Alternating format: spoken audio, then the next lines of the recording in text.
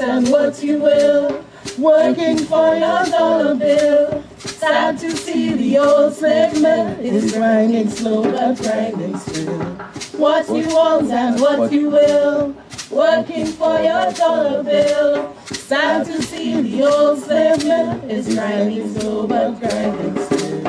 What you want and what you will, working for your dollar bill. Sad to see the old slave man is grinding slow but grinding still.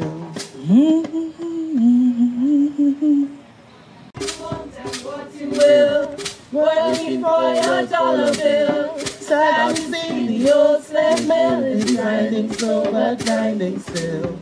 What you want and what you will, working for your dollar bill. Sad to see the old slave man is grinding slow but grinding still. What you want and what you will, working for your dollar bill. Sad to see the old slave man is grinding slow but grinding still. What you want and what you will, working for your dollar bill. Sad to see the old slave man is grinding slow but grinding still.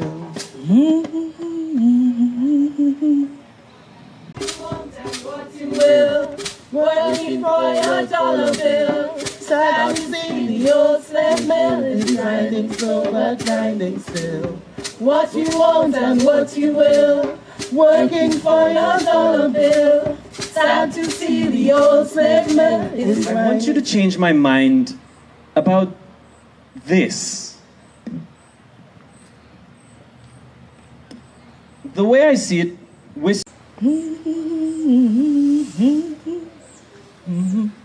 Hey, Robert! So long I haven't seen you. So nice to see you. What's happening? Tell me what's happening. I was just coming to look for you, you know. Really? Sit with me, please, please. I know you have all of these stories and, well, I want you to tell me something that will change my mind. You always want me to sweet talk you, eh? Tell you a story. What story you want me to tell you? What you want me to change your mind about? I want you to change my mind about this. The way I see it, we're stuck in a cycle. And we have been from the very beginning. What do you mean? To be specific, I think it starts with emancipation.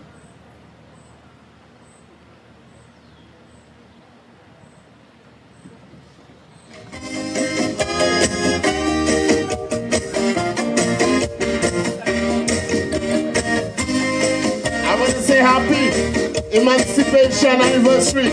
Let me see you do this. Bugoyaga, bugoyaga, bugoyaga, bugoyaga. Whoa.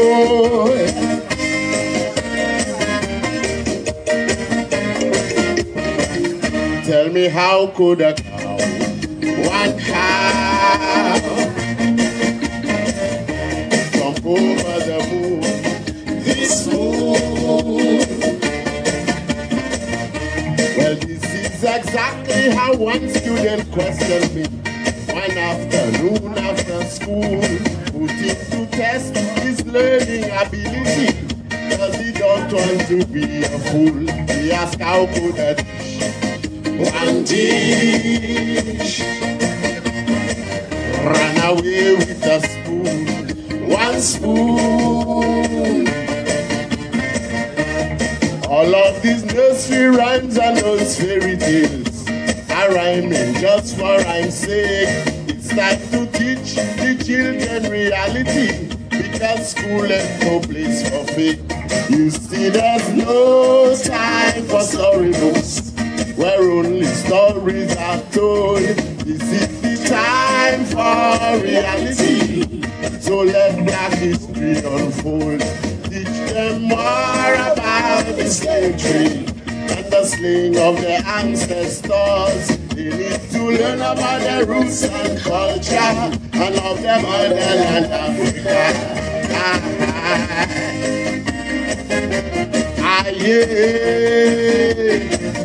Children, it's reality time again. Oh yeah.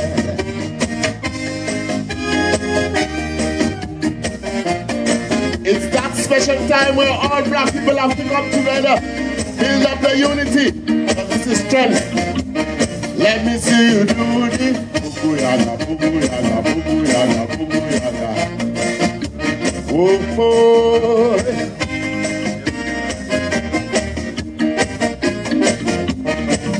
Tell me how could a man, one man,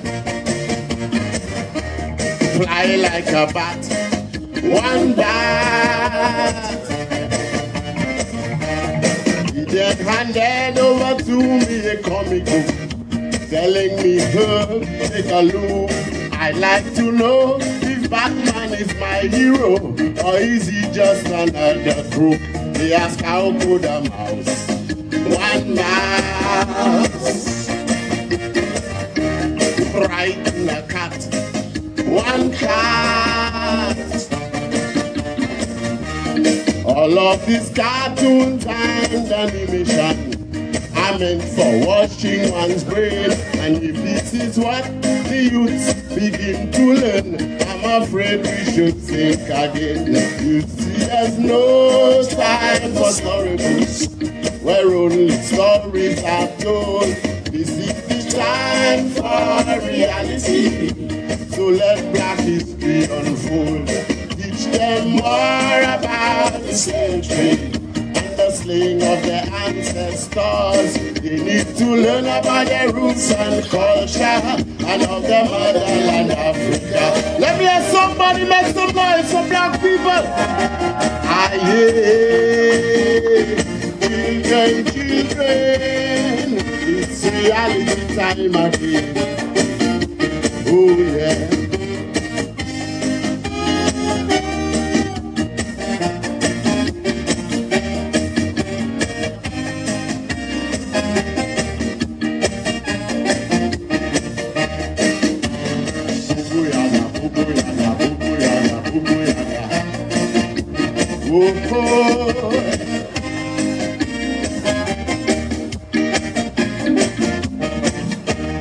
Oh, what a shame, what shame. Tell me who is to be blamed, to be blamed. Look, all of the kids are hooked up on TV and the illusions that they see. So this is why they play win games no more. Their interest is in Nintendo. Yes, it's our concern. To make sure that they learn, that they learn. If our business is to educate, let we shine some light in the place.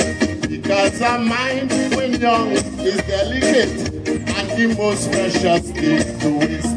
You see, there's no time for storybooks where only stories are told. This is the time for reality, so let black history unfold. Teach them more about the slave trade and the slaying of their ancestors. They need to learn about their roots and culture and of the motherland Africa. Ah, yeah.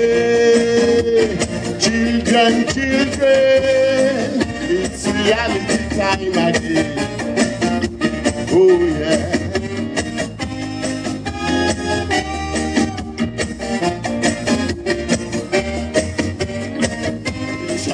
Reparation.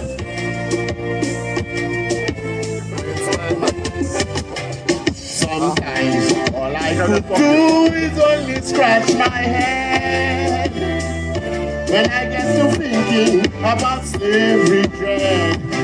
All the struggles black man went through is well documented, it's true.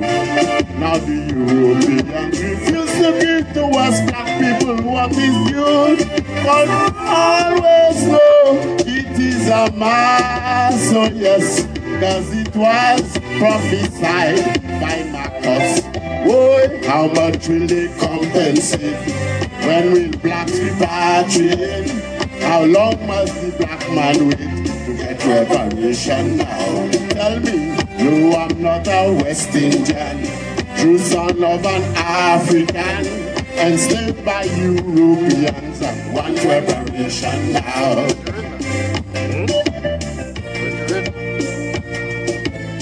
Reparation, reparation. Reparation now. My heart goes out to the Haitians, those Negroes who fought for our liberation. They say Toussaint was a rebel, he was leading the black struggle. So for burning down of plantations, they held Haiti accountable. So Haiti was penalized in court, oh yes. To this day, the country is still bankrupt. How much will they compensate? When will blacks repatriate? How long must the black man wait to get reparation now? Tell me, no, I'm not a West Indian, true son of an African, enslaved by Europeans and want reparation now.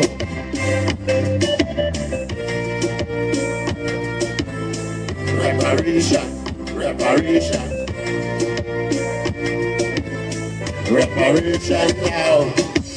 Let's look at the beneficiaries of one of the world's worst human atrocities. Was started by the Vatican, continued by the Europeans. It was one great triangle shipping slaves out of the motherland. Now they are wealthy because of us. So yes, all we gained was the sign of the cross. How long will they compensate? When will blacks repatriate? How long must the black man wait to get reparation now? Tell me, no, I'm not a West Indian, true son of an African, enslaved by Europeans and want reparation now.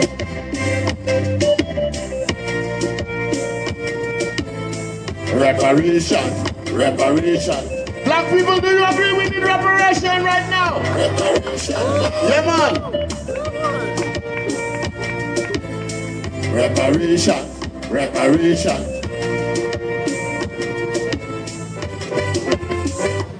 Now, before I do the last one for you this afternoon, I'd like to introduce my sister, Blackwood. DJ, you can run it right now.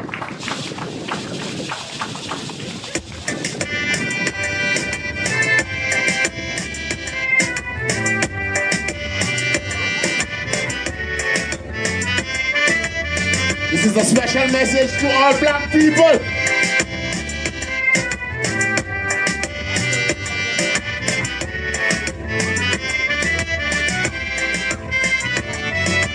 The reparation lectures at the open campus, of course, for me was a plus. International decade for peoples of African descent, it makes sense to stand up and represent. But from what I heard, some Lucian sales report on DBS. My impression is some people don't want redress. I vex with slavery, some couldn't care less. Black man, stop falling down. Black man, get up off the ground. Black man, buckle your shoes. You have plenty work to do. Black man, open your eyes. Black man, you must realize. Black man, it's time to be wise, and you don't have to compromise. You don't have to compromise. Black man, no.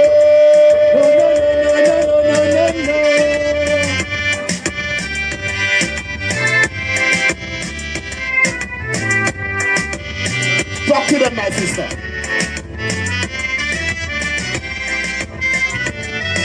It is is part of our history. It is exactly who we are. There's no doubt. It's our identity. Rooted in our culture, like in our ancestry. That is why the Creator meant it to be. But when a black man says he's not African cause he's born in St. Lucia and don't want to end up in battles for father. For sure, something wrong with this black brother. Black man, stop falling down. Black man, get up off the ground. Black man, buckle your shoe. You have plenty work to do. Black man, open your eyes. Black man, you must realize. Black man, it's time to be wise, and you don't have to compromise. Let me hear somebody make some noise. Serious message, you know.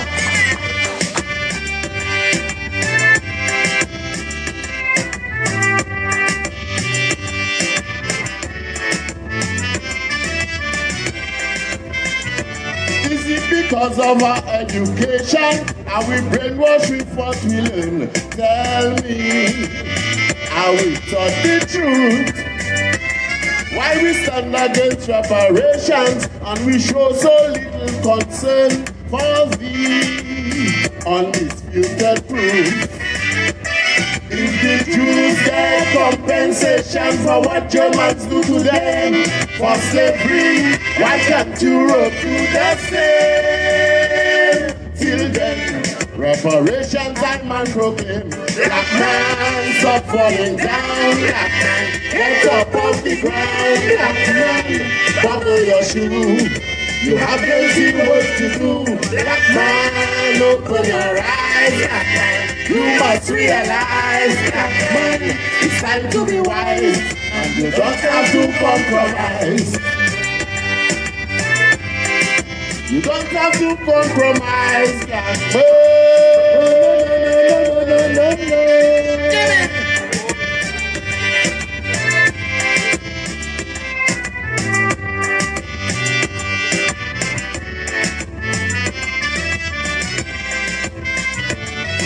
Heard it from Michelle Obama, the white wives of Bill thy slave, yes, slaves. Don't be astonished. In Europe, everywhere we wonder, there are evidences to see the facts are well established. Still today we fighting each other everywhere all around the world. Black man never seems to remember what's their role. For soul, they're fighting for silver and gold. Black man, stop falling down. Black man, get up off the ground. Black man, buckle your shoe. You have plenty work to do. Black man, open your eyes. Black man, you must realize. Black man, it's time to be wise, and you don't have to compromise. And stop falling down, black man. Get up off the ground, black man.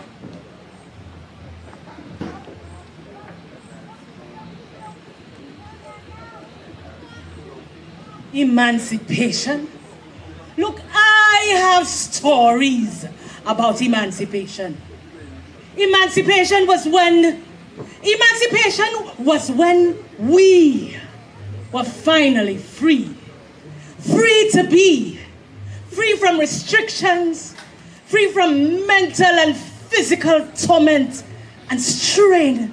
It was a time when the culture took root and spread freely. But did it really? Was the emancipation finally reached? I pray for that so much already, so much. No more pain, no more sorrows. Amen. What are you happy for?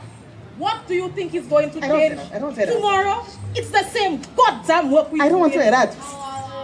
Emancipation is a blessing from Amen. God. Yes. Take it with open arms. Open arms. Emancipation. We free, but we still want working for master. We free, but we still don't own no land. No. We no longer slaves, but we still niggas. You're wrong. The church is there to help. Amen. Yes. We Yes. don't own land. By the grace of God, Yes. we are free. Amen. Yes. Well, I was with the master, or the planter, the whole night.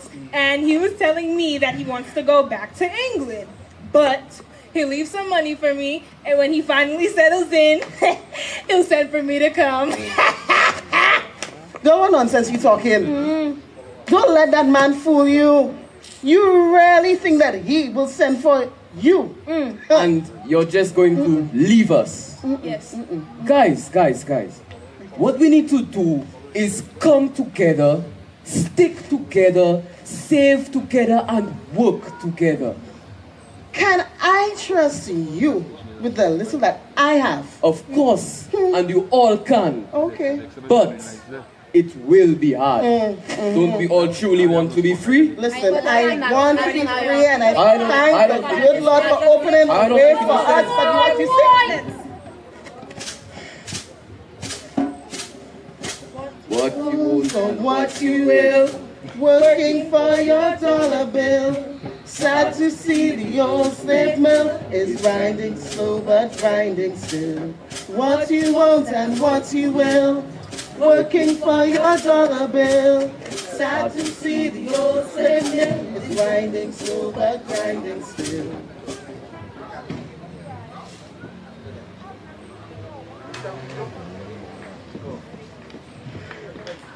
Ladies and gentlemen, please put your hands.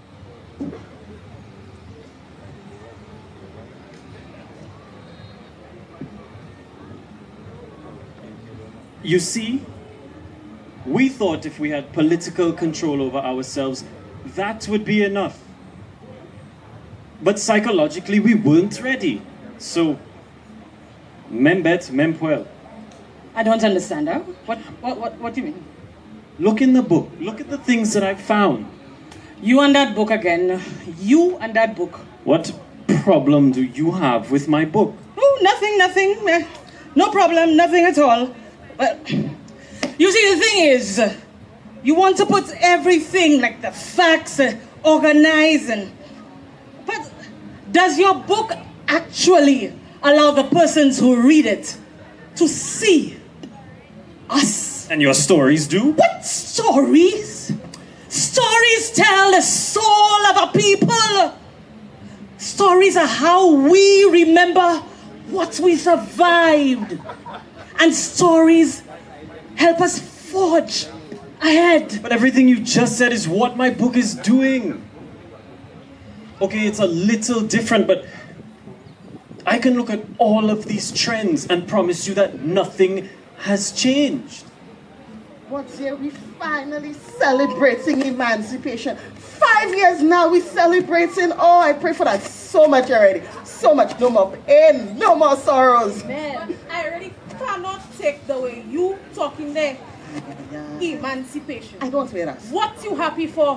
What you think going to change? It's the same goddamn work we are doing. That's not the... Emancipation was a blessing from God. Yes. Take it with open arms. Oh, emancipation. Emancipated, but we still... Stop this! We don't have to watch this again. I'm telling you, nothing has changed. So what you saying? So what, there's no hope?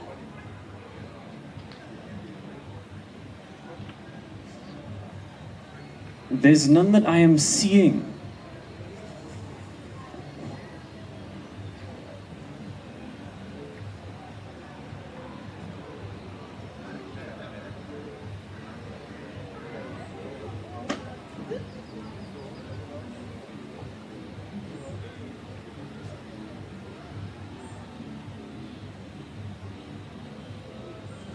You know what? You know what? The way we will move forward is if we all work together.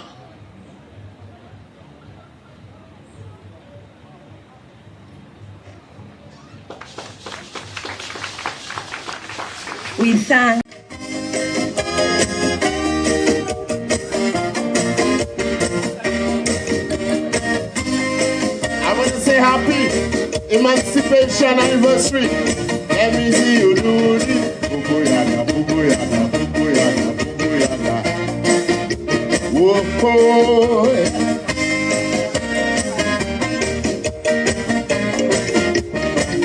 tell me how could a cow, one cow, jump over the moon, this moon? Well, this is exactly how one student questioned me one afternoon after school, putting to test his learning ability, cause he don't want to be a fool. He asked how could a one dish ran away with a spoon, one spoon. All of these nursery rhymes and those fairy tales are rhyming just for rhyme's sake. It's time to teach the children reality, because school ain't no place for fake. You see, there's no time for storybooks where only stories are told. This is the time for reality, so let black history unfold. Teach them more about the slave trade and the slaying of their ancestors. They need to learn about their roots and culture and of their motherland Africa. Yeah. Children, it's reality time again. Oh yeah.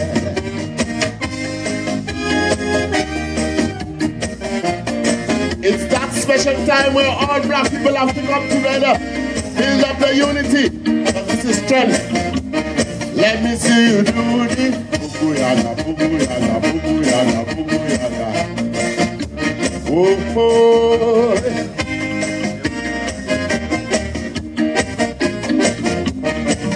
Tell me how could a man, one man, fly like a bat, one bat?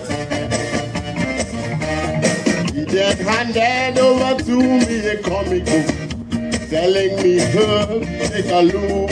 I'd like to know if Batman is my hero, or is he just another crook? He asked how could a mouse, one mouse, frighten a cat, one cat? All of these cartoons and animation are meant for washing one's brain, and if this is what the youths begin to learn, I'm afraid we should think again. You see, there's no time for storybooks where only stories are told. This is the time for reality, so let black history unfold.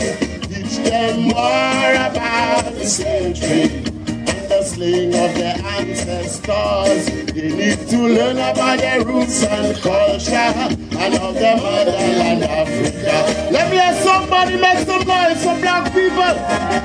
Ah, yeah.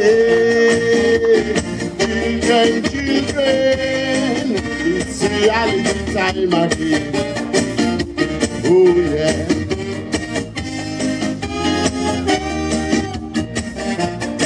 The people you enslaving, the people you hate, your enemies or whatnot, will take them off your hands. Most of them did not want to do it. But when they realize they didn't want to do it, then they say to them, okay, if you don't do it, you see your wife there, your child, we're killing all of them. What would you do? Because we also choose our African heritage with a menu. I like the drumming. But I don't like the worship. The worship, no, that's Obia, that's voodoo, I don't that's like the devil candles. worship. I don't like the this. The church also does not like the bum bum wall, and we don't give a shit. So we don't. Wait. You have to put your head down somewhere. Grown Folks Only podcast. Tonight on Grown Folks Only podcast, welcome back. Closing from the carnival season, going into Emancipation Day. But how many people actually remember what is Emancipation Day about? a far cry from slavery, generations past. What is the legacy? Where do we go from here? And in some forms, are we still enslaved? Tonight, we have Carol, our regular panelist, Miss Fiona Compton, and introduce yourself, please. Taribba do Nascimento. Taribba do Nascimento. All right, folks, we have a heavy topic to unpack. We're dealing with emancipation. What does emancipation mean to you, Miss Compton? I have conflicted feelings about it because, of course, we know it as August 1st is the day that they did the Emancipation Proclamation, which put an end to slavery, right? So it's freedom on paper, okay? But then when I came to understand that indentureship went on and a lot of enslaved people lost a lot of rights that they had on plantations, and actually conditions were a lot worse during apprenticeship. But that aside, when I came to understand why and how emancipation happened, that's when I'm like, and that's something that I think that every Caribbean person should know. So basically, yes, it wasn't out of the goodness of why people had slavery ended, right? Then he woke up one day and said, oh, this is wrong. It was the fact that they had so many rebellions that was going on. The price of sugar was plummeting. We were becoming more and more rebellious, making it much more difficult for them. And there were anti-slavery advocates that were going on in the UK and so on. Anyway, the government said too much pressure. Wait. Let me just finish that. And then, so the enslavers were like, oh, you want to end my business? But I own 400 people in Miku, and I spent how much money making that windmill, and I think honestly you have to pay me back. And they said, okay, well, we'll pay you. So enslavers were compensated. And so the UK, it was the biggest payout in their history. So they had to borrow money from the treasury, borrow money from this very wealthy Jewish family, and basically enslavers were paid. That is the only reason why slavery was able to end. And Wait. So what you're telling me is the British government paid the enslavers. Yes, to end it. After all the years of profiteering and free labor, they paid the enslavers. Yes, and so they won twice. But the killer for me was, so how did Britain pay? They didn't have the money, didn't have enough. Because in today's money, it's about 17 billion pounds. So they borrowed this money from the treasury and from the Rothschilds family, which is a very hugely wealthy Jewish family that is still, Anchor family. Yes, still around Anchor family still to this day. And so they had to slowly pay them back. The debt was just paid off in 2015. And who paid the debt? British taxpayers. And I bet you every single person in this room has a relative or themselves has lived in the UK. So therefore, if you lived in the UK between then and 2015, you yourself paid your tax money to pay back the compensation to enslavers. So we paid money to our family members and enslavers. So when I hear emancipation, I'm like, yes, great. But we paid for it. We literally paid them for it. In many ways than one. Carol, what are your views on Emancipation Day? It's a holiday for you and the history. I don't know. I look at the question I would ask is the process in which you get emancipated and thereafter, do we really, I feel like we're asking for permission because there's a whole emancipation movement, reparations, repatriation, a whole other thing is going on. And I feel like if we want to go ancestral, like none of us here have been slaves, none of the slave owners' relatives have been slave owners, but the trauma has passed down through multiple generations. And in multiple ways, like Fiona was mentioning earlier, in our diets and whatnot, and the way we live, we have our lifestyle for families and what have you. And I don't know, I'm on the line for it because if it's owed to us, we shouldn't have to ask for it. We should just take it. What should we take, Carol? Whatever we need to take. Not in a good way, nor a bad way, but why can't the Caribbean islands come together and say, hey, we can't wait for you all to back and forth for 6 years to make a decision. We need this in 6 months. You understand? Why can't we stand together instead of being singled out one by one in different ways and get it done? You say a big thing there. Good luck with that. The Caribbean countries coming together. You know they tried that already, right? Many times. Yeah. They tried that already. And then one big country was like, I'm not going to call any names, but they begin with J and end with Jamaica. They said, what am I paying for the smaller islands? Why am I doing this? And they left. And then after Trinidad, say, if one go out, is as good as nothing.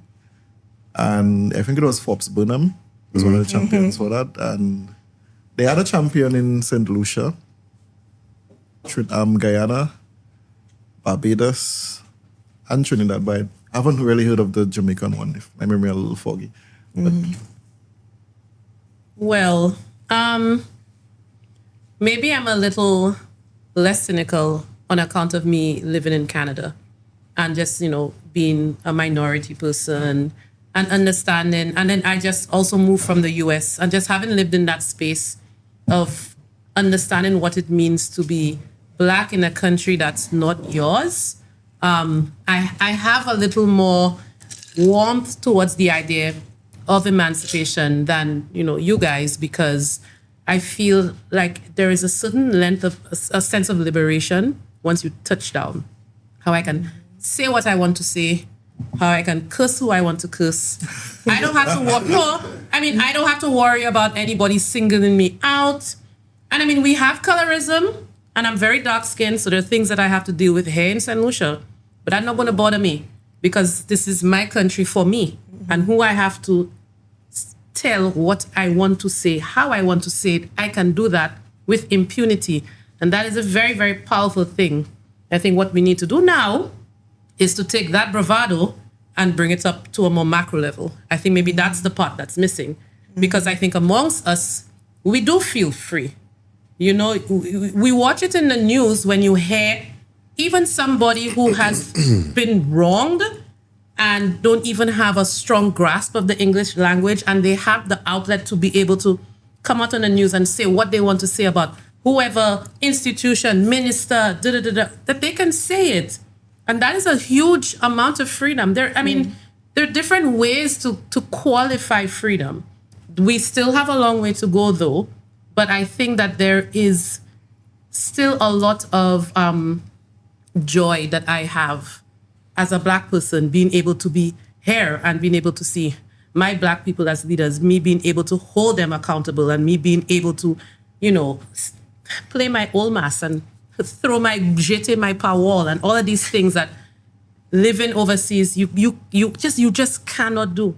I feel like a lot of times we don't understand how restricted Black people outside of countries where they are minority feel. And I think that it's a beautiful thing. So I'm happy to have come with a little bit of balance, but I do take everyone's points, and I think they're also very valid. But I haven't made my point yet, though. To me, Emancipation Day is a weird thing. I think we have a forgotten history, and at some point along the way, we lost our way of emancipation, because we went from 13,285 slaves on 384 plantations just in this small island, and paying reparations for that, which I figure is an injustice by itself. And like she rightfully mentioned, they went into an apprenticeship program. Now, what I noticed with the apprenticeship program, they have them working about 40.5 hours a week for nothing, just for food. No land or nothing, forced into some conditions, just to ease you into work. And I can still see remnants of that system running today in the education system, in the structure of society. The beautiful thing, though, is that it is our education system to change. Is it really ours? It is ours. Who is responsible for that change? It's us. It is us. I think what you said something is missing. Maybe what is missing is the bravado of our ancestors who fought, that rebellious nature. I think we've lost a lot of it. But at the end of the day, we are forgetting these people work for us. It is up to us to demand the change that we want. We are very complacent as St. Lucians.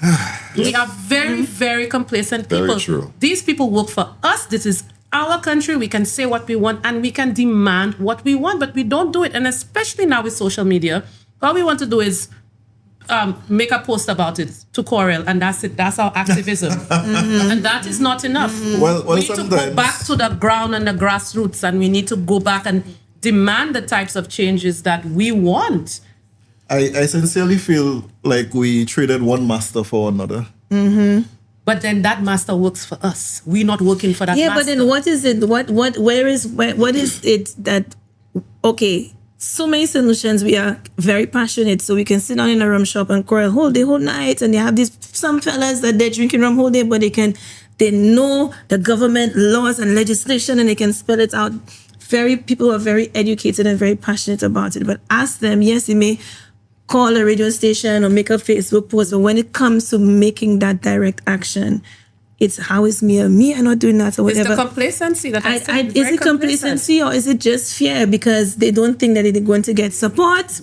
They're worried about their own personal circumstance, because if you look at how things are so insular here, if I speak out about somebody and everyone in the behind closed doors agrees with me, they say, I want to lose my job, just me, because everything, we see what happens in the repercussions, because everything is politicized there.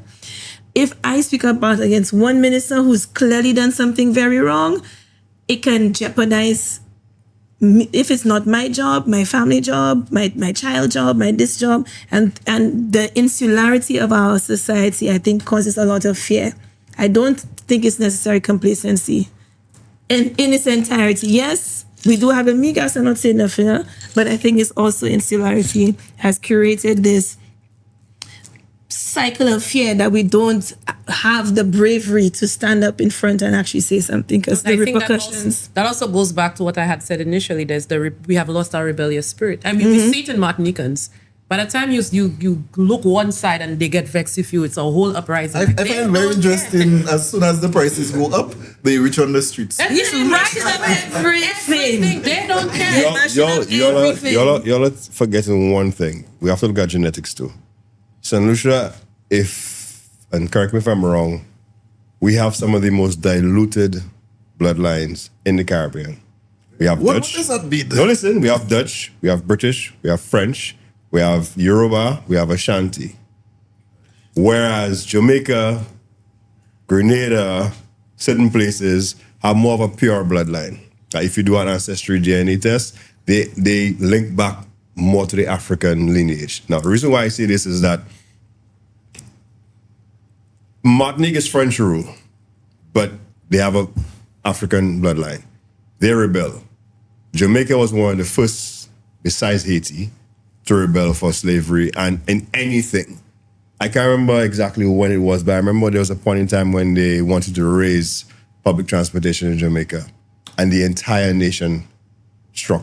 They didn't take any public bus. They carpooled, they walked, they did whatever they had to do to show the government that we are not standing for this price hike until the government had to bring it down. Like Fiona rightfully said, everyone has an opinion until it's time to put their neck on the chopping block, right?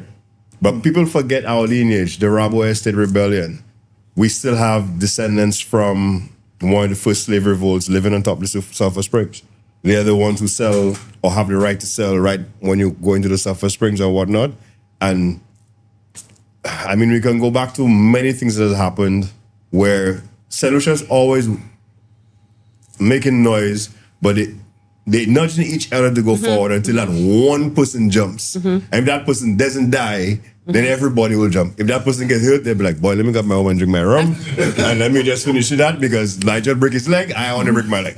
But I mean, it really does. It takes one person. I'm sorry, optimistic. One person? No, it takes one person to start. You start a fire with one match, man. I'm sorry to be optimistic. No, you're Carnival correct. is finished. I'm in a fantastic mood. All right. But I mean, I feel like we are talking amongst ourselves in a very defeatist way right now. I feel like we have a platform.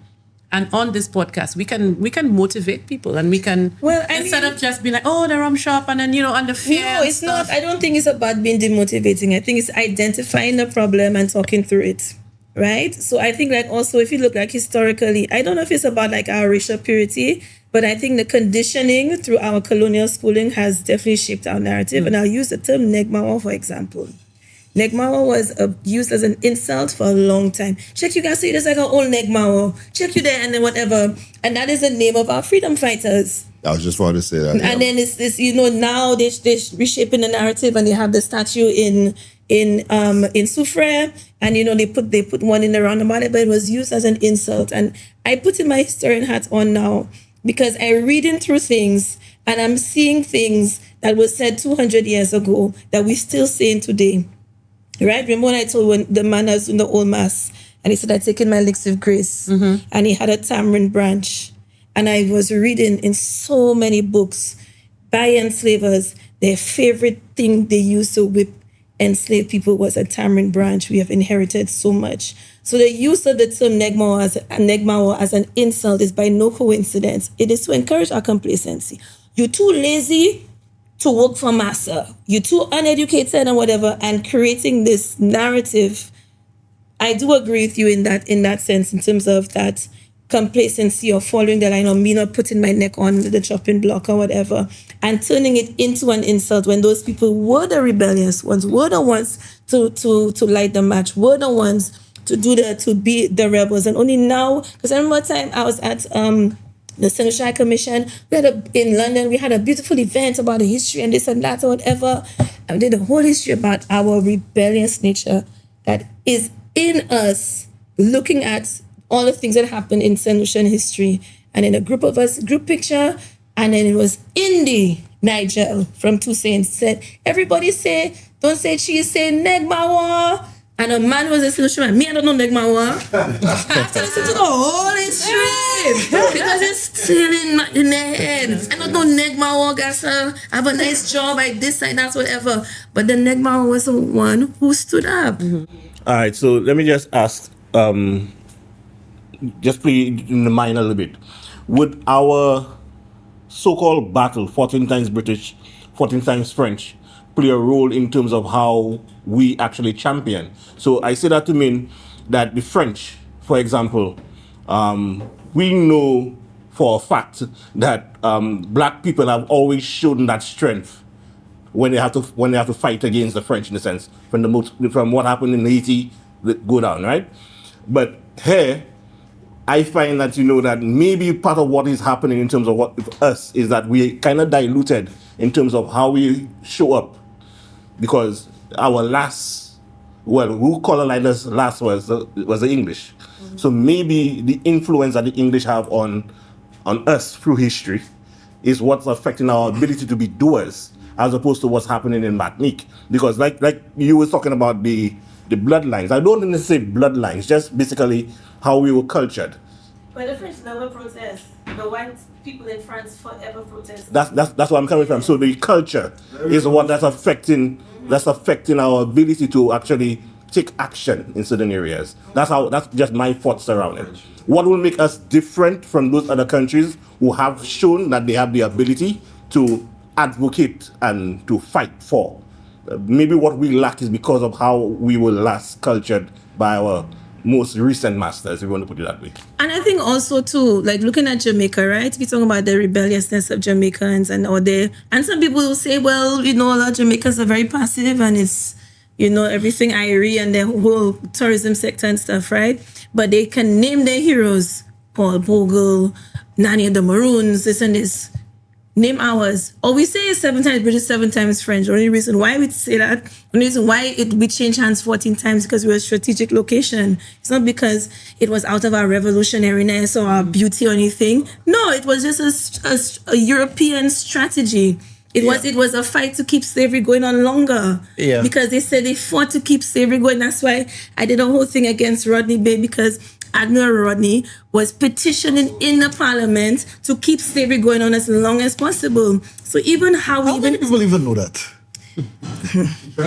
I tried it. There's also one thing that a lot of people don't know is one of the reasons that St. Lucia was also fought over so much is that we have one of the largest sulfur deposits in the Caribbean, if not the largest, and it was used to make black powder. So it was used, it was strategic in terms of shipping, but also military for war. And on the treaty, when the French surrendered St. Lucia and went over to Martinique, before they surrendered, they raped and scraped as much sulfur as they could from the volcano before they left the fit. And one of the main things that they didn't let us know is because of the volcanic soil, we produced and still do produce the best cocoa in the world. They remember French chocolate, British chocolate, they did all of that. So banana wasn't our main thing until after slavery. Yeah, not till like the You know? 50s. Yeah. So Now, you say so many things, but I notice an underlying theme. If there is no one to unite to a common cause, well, first thing that really touched me is when you spoke about nobody want to do anything. I think if humanity is not brought to the point where you feel like you have nothing to lose, you'll always think about what there is left and what you're really risking when you do certain things.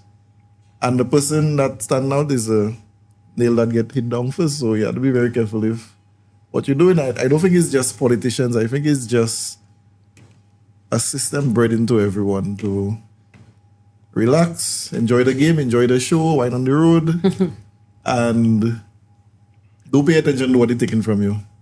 While they take your beaches and your women and your land and everything else. I would say though, in general, we live in a very, very heavy climate, like the world over as well. All right, so I mean, this is not a new thing for us to not want to toe the line or step over the line. But I think right now, as we can see how the world is going, it's a very, very touchy time for people. I feel like I want to go back to social media as well, because I have a growing disdain for it right now, and I feel like it's really destroying our ability to think critically as well. I feel like even whatever little passion that we could possibly have, it just takes one AI post to come with some dissenting nonsense for a few people to put a like, which I believe is actually by design. So I think that is on top of everything else that we have to work through. I think it's also compounding the situation. So when you talk about, when I said, these people work for us and it's for us to make the change and, we can demand and stuff like that. I feel like back when it was just, one person and a street vibes and a microphone and a call the radio station, you could have sit with it. You could have go home, you could have talked to friends. But now you can post it somewhere and then you will just get hundreds of people just posting for posting's sake, dissenting for dissenting's sake. And there's no nuance. Yeah, no nuance to the discourse, just to cause roro. So I think all that as well is contributing to us not, demanding from people what we want. Now, we criticize our education system. We are very, very educated people. Solution people are so smart. But you see, I think a lot of the problem is those who could probably be the change that we want to do the change, they leave, they don't come back. And I say this as someone who lived in Toronto, unfortunately.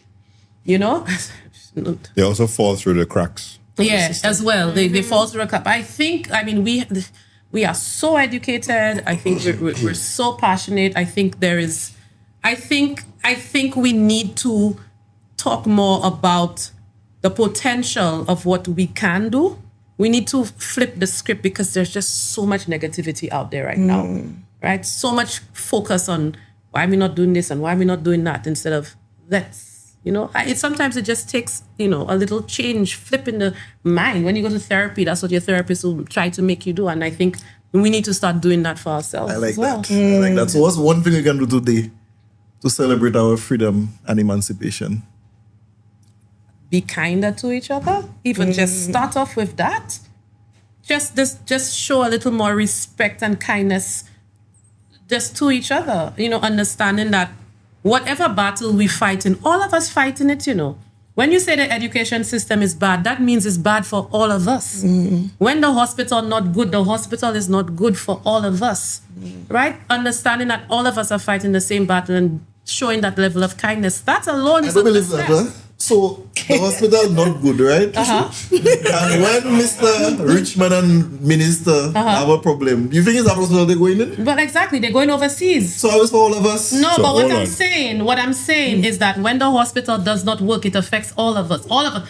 all of us who cannot afford to go overseas, if you want me to put it that way. You understand what I'm saying? All of our children are at the same school and we complain about the education system, but none of us want to, do something and talk about it and say, the common interest not making sense, this not making sense. But it's affecting every single one of us at the end of the day. All of us are being affected by the same things. I will say something. We have a contribution from the audience. We have a caller. Yes, caller. Talk to the caller. I'm listening to everything you guys are saying, and I'm just going to circle back on the emancipation bit. And when you all spoke about Martinique and Guadeloupe, the French colonies, one thing I've noticed over the years by going to Martinique and Guadeloupe, visiting a lot, whilst they are still colonized and still under French rule, what I noticed about them is their mindset.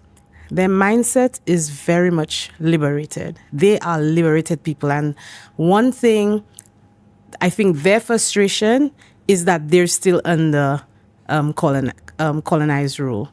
They want to be free. Most of them, majority of them want to be free. They don't want to be under. That's why they will be protesting. They'll stick together. They'll fight. They will stand up for what they believe in. And the difference with us is whilst we are independent, we're not free up there. We're still stuck under the British system. We still use all their British, all our laws, it's still British. For example, you can't walk into a place as a woman with your shoulders out. That is old British colonial rule. And they don't even follow it back in England. They don't. I could walk into any business, anywhere, dress how I want. But here, I can't walk into a registry office like this, dressed like that. That is our problem. We need to decolonize our mindset because we will not get to where we want to get to.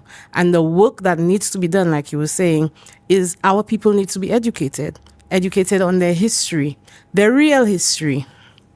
And there is a need for it. There is a longing for it. There is my work. I go to the communities, I speak to people, they all want to know what is happening. Oh, I never knew that. I didn't know we stopped paying that in 2015. I didn't know this, I didn't know that. Where are we getting that money from? When you tell them it's already happening, what? So we can actually fight for reparations. These things are very important, and it all starts with education. It starts with us decolonizing our mindsets and knowing our history.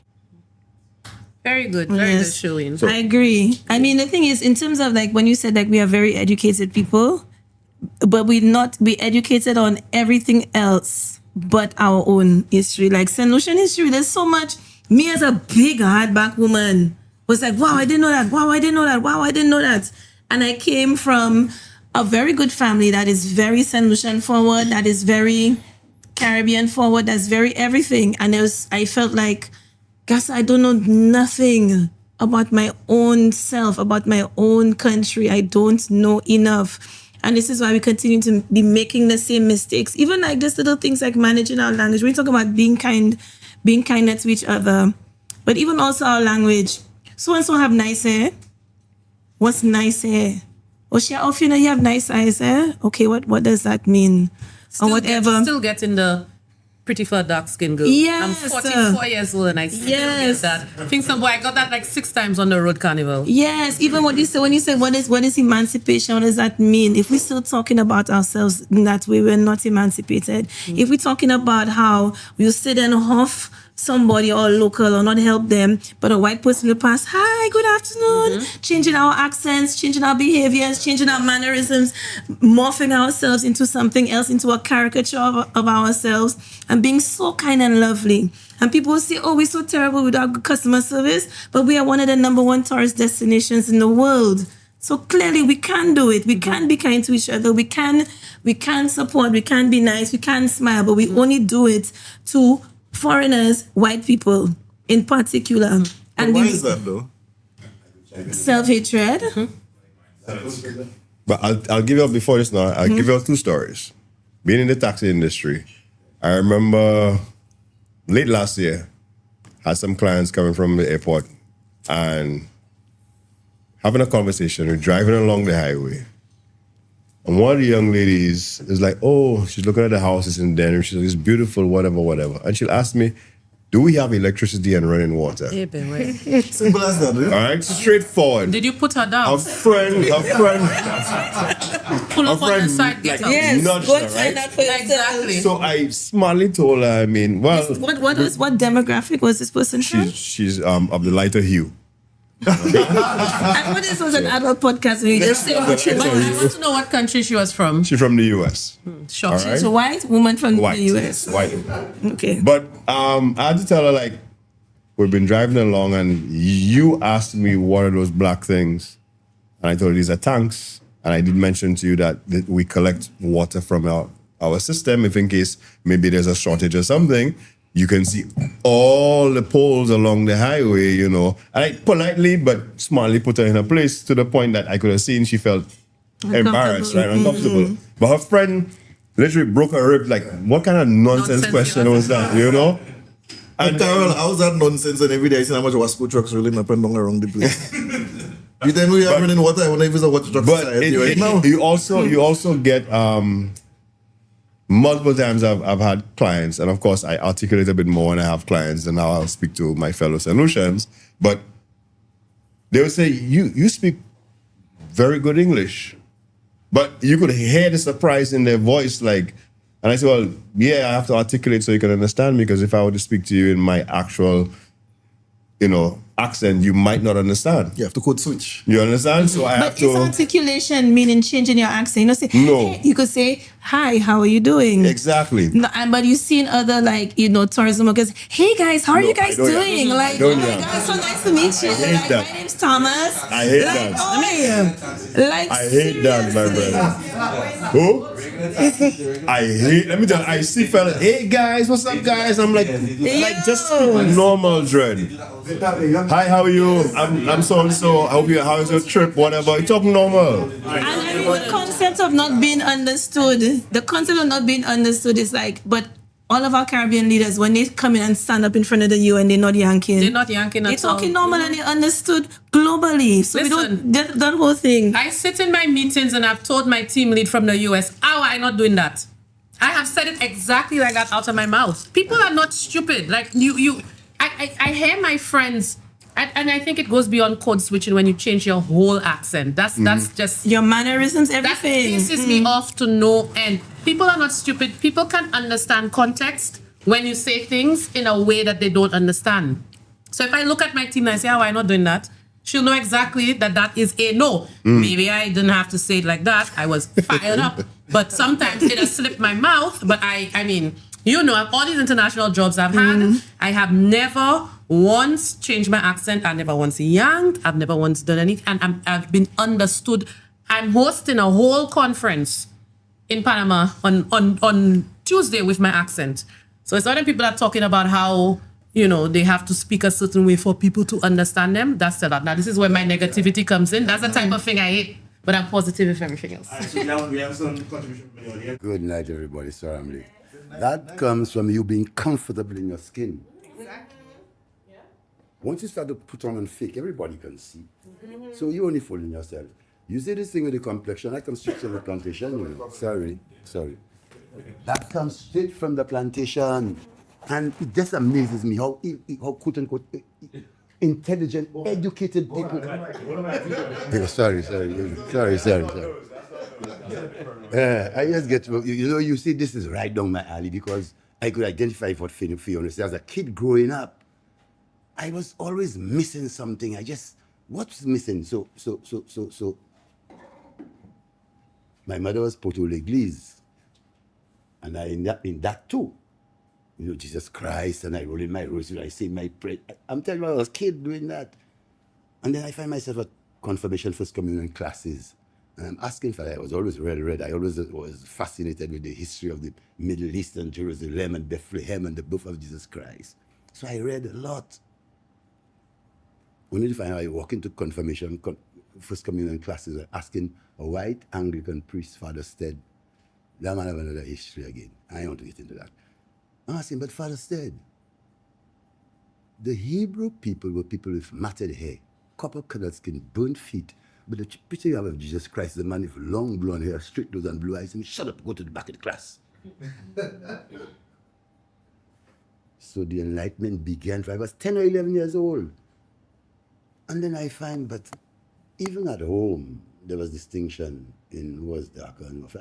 I saw it. And it pissed me off. It just really get to me. Because sometimes, for me, it never had anything to do with how you appeared. Is what you what I could absorb from you, if something of tangible, something valid, something, you know. So it was always an intellectual perspective for me. I never looked at people's, although I recognize and acknowledge that was playing a role in my own mind, because you had been actually preconditioned like that. That was encoded in your DNA. You know the dogs by the beach behave like that too? Yes. When they see the tourists? You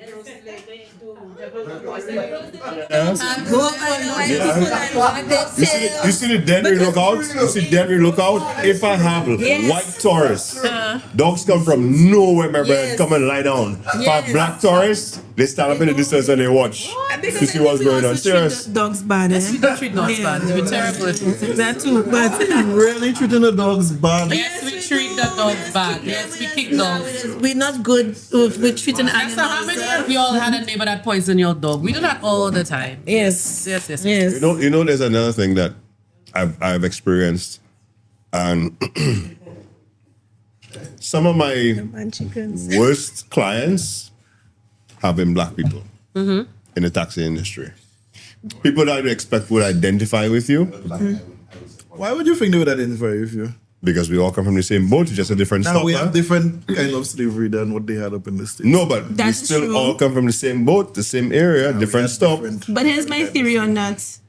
Because they are also imperialists themselves. Because if they're from like America and the UK, they still have their own indoctrination that I'm black, but I am better from you because I'm from America and I'm from the UK. You just some small islands. So that is what it is. I have a lot of people say they don't like when they get black tourists. Because they can treat them the worst. You're not the first to say. So listen, I came across something on social media about 2 hours. And what I saw was this guy was having a discussion with somebody else, and he was telling the guy that he's black and he's from certain places. So let's say he's black and he's from St. Lucia. Then they'll tell him, no, you're not black. You're not identified as black. You're identified as St. Lucian. But me in America, I'm identified as black. So there is a level of, at least to them, within that environment, where they look at themselves as less out of being within a country. But when you, like you were saying earlier, when you come to St. Lucia, you just Lucian, right? So he had a problem when other persons were relating to them as black people. When he say that where you come from, you're not identified as black people. You're identified as a St. Lucian, you're identified as Dominican. But me in America, I'm identified as a black American or black this, so it's different from them. And I can understand when they... Only because I've lived in the US for a bit, I can understand definitely where that mindset comes from. And we need to understand that race is really the social fiber within which hierarchy was constructed in the United States of America. Up to a day like today, there is nothing you can do in the United States without ticking your race. You want to go to the doctor? What is your race? You're going to the school? What is your race? You're applying for a job? What is your race? Like it is the fiber of that society in a way that we can never understand. And then that's the thing, and I believe that's what causes a lot of contention when we now go overseas. It will take a while. We will get there. But it will take a while for us to be walking around on a day-to-day, keenly aware of our blackness in everything that happens. So this is like that in Canada? Yes. Where you have to take your race? Oh no, take your race, no. But in terms of it is there. Canadians are just very polite with it. Oh. But it's the same. It's the same. No, but Canadians have laws for these things. Like they may put it as optional, because it opens you up for so much discrimination that. To disclose your race, your gender identity, your sexual identity, like all these ridiculous things when you apply for sexual identity. Wait there. Am I going to use my sexual identity in my workplace? I mean, if I had to, I mean, all the diversity hires. Yeah. With those. Yeah. But they said there was a statistic that they had about exams, and he said it was like black children when they had to, in the beginning, like your name, your this, and they'd have those tick boxes. And if you had to tick your race, identify your race before doing an exam, they would score way lower when they had to identify their race, other than it, as opposed to them being anonymous when you're taking the test. Because mentally, I'm black, shit, I go and fail. And if they did the same test anonymously, they scored way higher. So even that, as we're talking about it being in the very fiber, and that's true when you talk about the certain privileges we have as Caribbean people. We don't have to racially identify ourselves. Yes, we have a lot of racial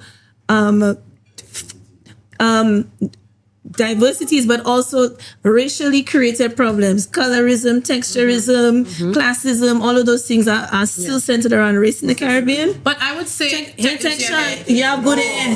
but going on what you're saying, so just circling back a little bit to the race issue, it's a double-edged sword, because in the same breath you have so much racial statistics, because they gather that information constantly, so that black people have the proof to argue when they say they are the group that's most discriminated against in certain, because they collect the data. In Toronto, where they don't, or in Canada where they don't, or they didn't at one point, in say like the police would not collect statistics about, arrests or murders and stuff by race. And like the black people know, okay, you're targeting us the most. There is no quantitative data to support that. So it's a blessing and a curse at times. There are times when it is useful. There's no blanket solution to this, but just to be mindful of that. But then to go back to your point about the texturism, the issue is that there is a caste system in every society. And that is it, okay? So it happens to be race in the US. I would say in St. Lucia, it's probably like more classism, because you could be very black, but you're full of money, then you can get through. You know what I mean? I think there's still race at play in St. Lucia. No, I'm not saying it's not, but I'm saying I wouldn't say it's because I firmly believe that a very, very wealthy, dark-skinned local Lucian can get.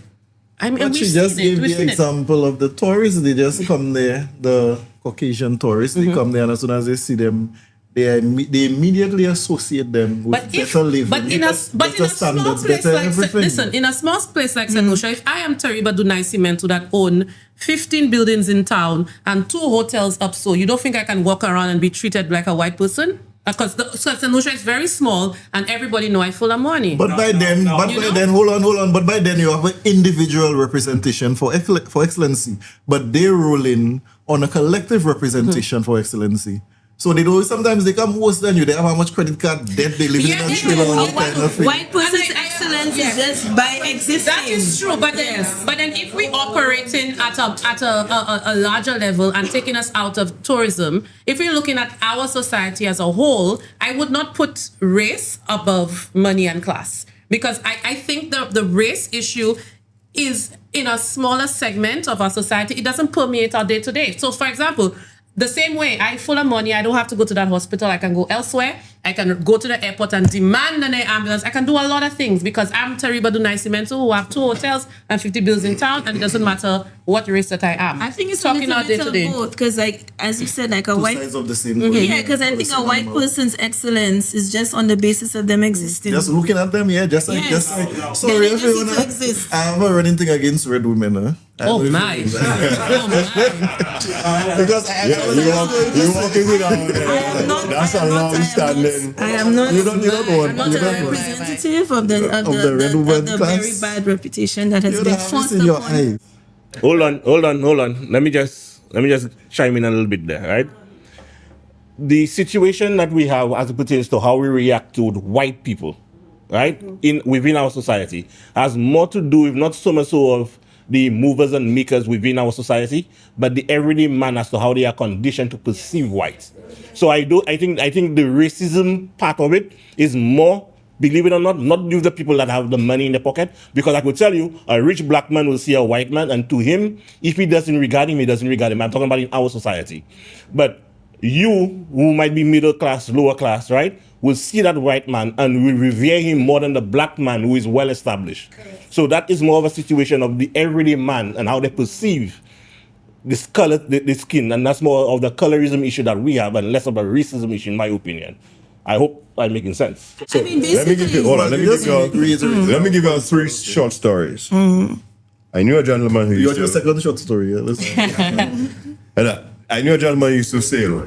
He sailed for some of the wealthy back in the 50s and 60s and 70s where racism in America was right, like, you know. And one day he walked into a bar.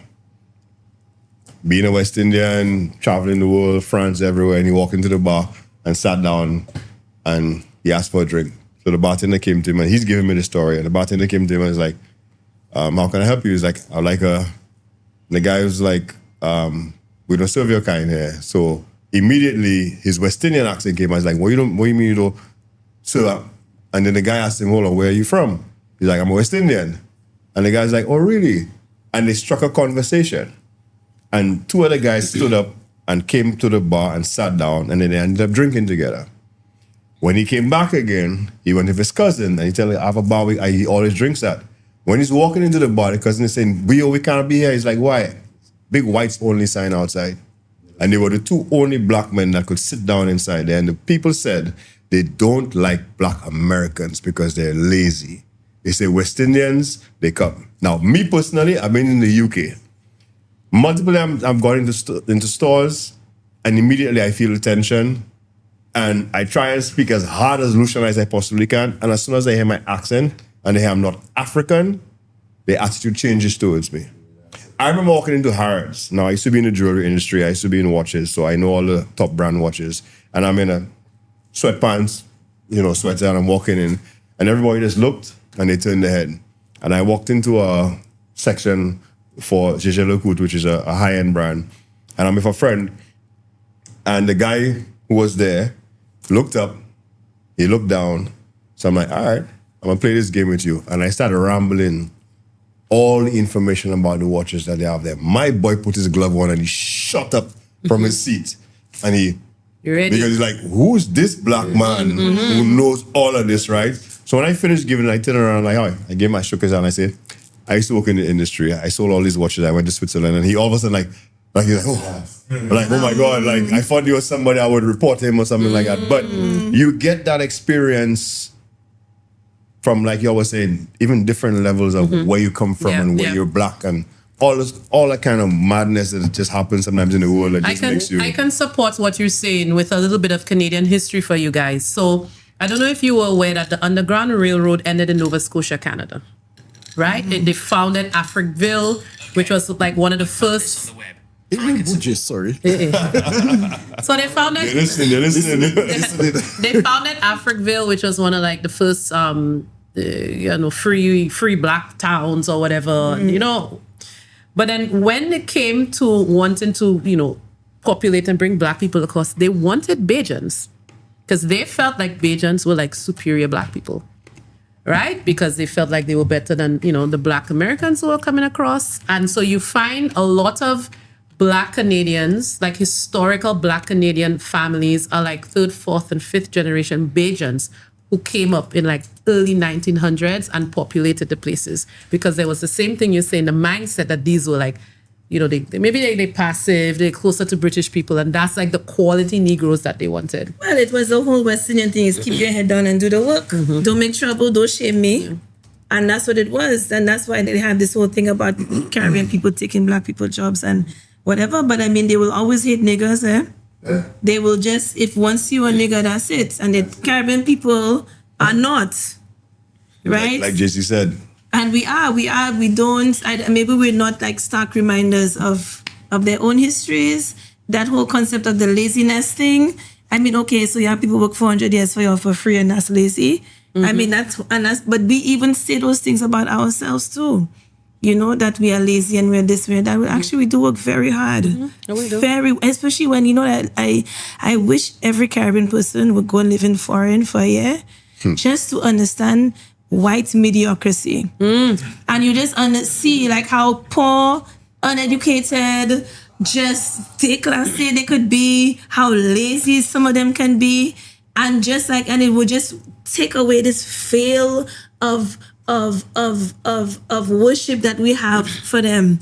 And it would when you're getting that blasted in your head from childhood through the television set, through church, the internet, And religion has a big part to play in it also, because religion yes. was around Speak on during it. all the slavery. Speak on it. And all the Middle Passage and whatever else. But you know what I sincerely believe? We have to do some...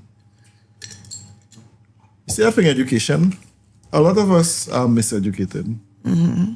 The second you start identifying with places and people, you already start playing the game of where you're from. How can I differentiate myself from you? Mm-hmm. And we have to learn how to deal with people on an individual case-by-case basis. Because like you said, especially when you travel, all of us here travel, you start to see certain things pull away and you start to recognize, well, many people are not so much different from us across the river, across the sea, across the equator, across the continent.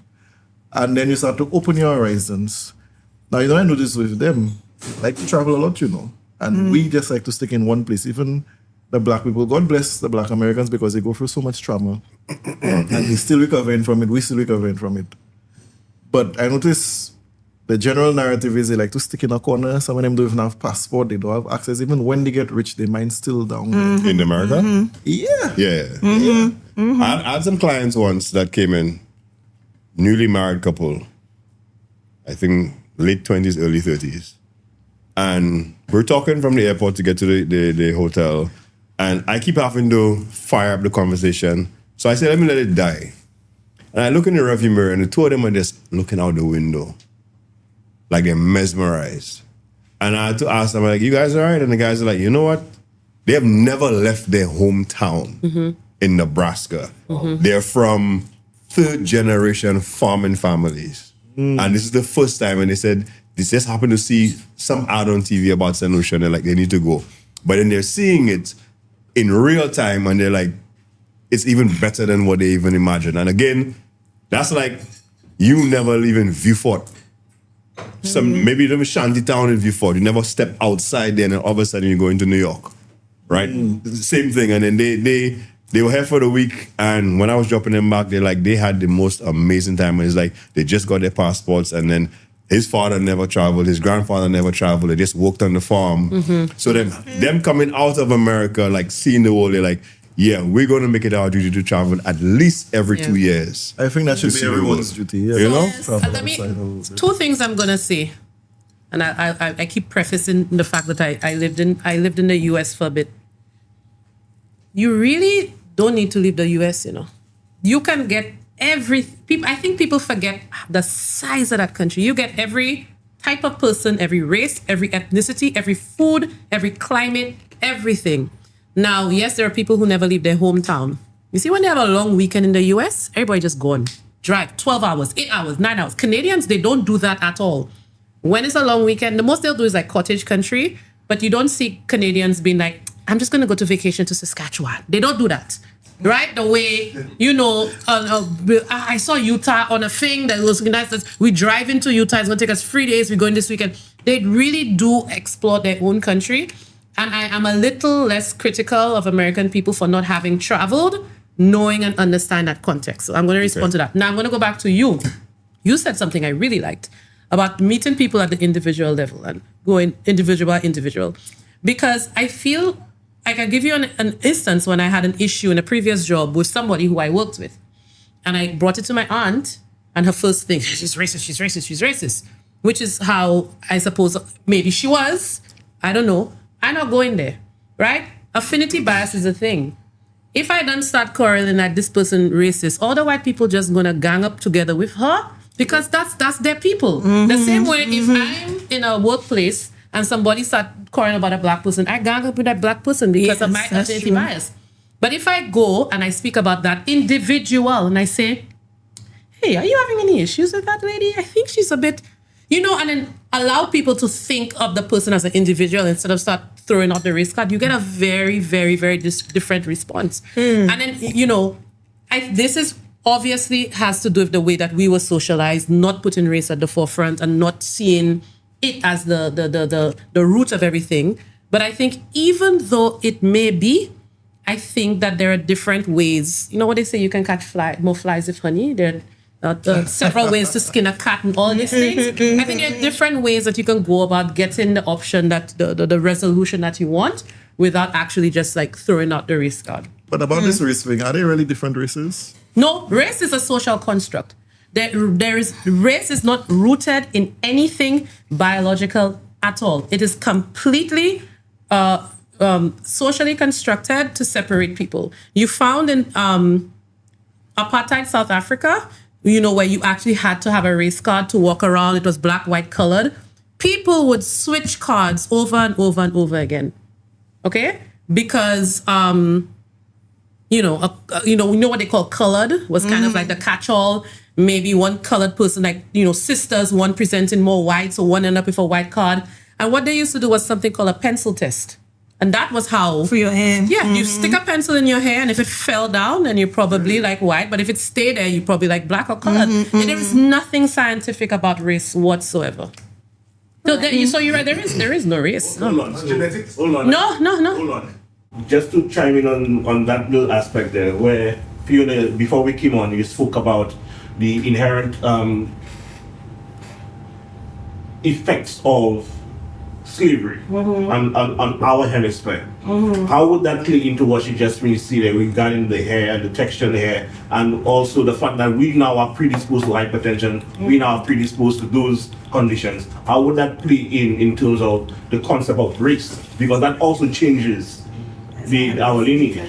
Yeah, that's a tough one. I mean, I cannot answer that question, but what I could tell you is that... Give a little insight when you're done. Okay. So what we're talking about when we're speaking about reparations, we're talking about the CARICOM 10-point plan. And one of the things in the 10-point plan, when they're breaking down the 10 points of reparations, so for example, one is an apology, one is a repatriation program for those who want to engage with the motherland. Another one is also looking at our health crisis, which is because we rank the highest in the world for non-communicable disease, which is hypertension, diabetes, and heart disease. And through the research that happened is they said that Caribbean people, when you're looking at the drug testing, right? So they took a European, an African person, born and raised on the continent, and a Black Caribbean person, right? And the drugs worked for a white person, the drugs worked for a Black African person, or just an African person, and the drugs performed only at 70% or less for Caribbean people. Because basically like our diets, high salt, high sugar, very little veg. But I thought you just say you cannot answer that question. Okay. That's exactly what I was going to say. But in terms of if we have a race or not. But basically, yes, slavery has impacted our genetic makeup. So we respond less favorably to these medications. So this is why we have a very high rate of death. 60% of households in the Caribbean have somebody that has diabetes, high blood pressure, or heart disease. Add cancer to that percentage would be even higher. So yes, you could say the region of the Caribbean, this is race. I don't know. So it's not race. So you have to, even within the continent of Africa, you find different Black people have very different genetic makeups. Okay, what's the difference between race and ethnicity, right? So if you say someone is of a certain tribe, people like to use the word tribe anymore. I'm ethnically Yoruba. I'm ethnically Bantu or whatever. So what is the difference between those two? I can't tell you. Between race and ethnicity. I don't quite... I think that's what I was coming. Yeah, so I don't know if I can answer that with any level of authority. The only thing I can speak on is race, because I used to be an EDI trainer. And even from my own personal experience, if my kids having like very low white blood cell counts, and the doctor explaining to me that because of the region we're from, that's actually quite normal for your type of Black people. And then if you were from a different region of Black people, then it would be a problem. You find the things you're talking about is not a race issue in that all Black people are going to have that issue. It may stem from maybe the Black people who we originated from in West Africa. And like East African Black people will not have the same issue. Okay, so that's the difference in the genetic makeup within Black people. I don't know if ethnicity is a genetic thing. I don't know. But race for sure was just a way to lump characteristics that was seen as better as white and characteristics that was seen as worse as Black. That is all it has ever been. That's how it started. Nothing more and nothing less. No. And the issue is that at the end of the day, as Black people, we are so different. You know, I lived in Ethiopia. I lived in Ethiopia for several years when I was younger. It's a black country. Guess I could have been on Mars. Like literally. So different. No, they didn't look different. They looked like me. People thought I was Ethiopian, but their culture, their food, the sound of their music, you know. When you hear about African people, when you hear about Rasta moving back to Africa, I ready to go for my drums and my whining and stuff. And I cool out there and the people just there with the nice little shoulder dancing and they didn't whine at all. Didn't whine at all. Different. The food was nothing like I'd ever tasted before in my life. I remember eating it at first. It tasted like food that had gone bad to my taste buds. I remember gagging. Now it's one of my favorite foods to eat. Yeah, they didn't have no plantain, no yam, no dashi, nothing. But that just goes to show you how we are so different, but we are expected to just be these kind of, and things are different. I can't walk out. I mean, at the time, you could walk down the street. You could walk down the street with all your totots outside, cleavage. But you put on a pair of shorts. Oh my God! Like, you know. Whereas probably it would be the other way around here. Like it's hot, you put your shorts on, but your totots outside is a problem. You know. So and we are expected to be so kumbaya, so everything because a certain subsection of people lumped us up into a color. But we are so different. We are so different. Yeah. So I'll give a story on that, and with regards to where you come from and what you do. Now, there are certain adaptations which are synonymous with certain regions. Like, did you know sickle cell trait was only discovered, sickle cell as a disease, when an affluent African person got sick and went to do blood tests, and they recognized the blood cells were doing a certain magical thing. The origins of that disease is malaria. In one particular area, there are people who have this problem with the red blood cells. The blood cells, when they don't have oxygen, it would contort and that would affect the function. It wouldn't get to pass through the smaller blood vessels and you get something called sickle cell crisis, where you can cut off the blood supply to certain parts of your body and it will die and you'll have a shorter lifespan. Now, one of the byproducts of that is the blood cells, they don't have a longer lifespan. And normally it's 120 days for red blood cell will be cut in half. But the malaria parasite needs and is adapted to that 120-day lifespan. So what you found happening was people who were in between, they don't have the full-blown sickle cell, but they have the trait. So they get the crisis, but it's not as bad. They live to reproduce. The people who normal, they die from malaria. And the people who have the full-blown sickle cell, they die from the full-blown sickle cell at a younger age. And the people who have the trait, you find a lot of them in that area. Once they get to that reproductive age, they get to thrive. Just like the people who went up north. All races are African. We are the original race. They have blue-eyed people in South Africa with dark skin darker than yours. And they have the ones with the Asian features as well. The Khoisan people. But all that is you never see everything is black and the lack of. I'm agreeing with you. Yeah, that's true. Everything is black and the lack of. That's all it is. Yeah, and difference in genetic traits. We have the light-skinned African people who not mixed with Europeans. Also, all of that come from us as much as they want you to believe otherwise. Now, as for the non-communicable diseases, a lot of us conditioned to think that we have no control over that, but most of it is diet and lifestyle. Correct. Yeah, that's it. Correct. That's it, yeah. Diet and lifestyle. You want to eat all the pork, you want to eat all the chicken and fries 5 days, 7 days a week. And then you wonder how you're so big, how your body like that. What you're suffering is an imbalanced metabolic condition. Y'all never notice, and this is okay, tongue in cheek, eh? About the zombies. This is my thing. I said the zombies. No, this is a very very important. Very true.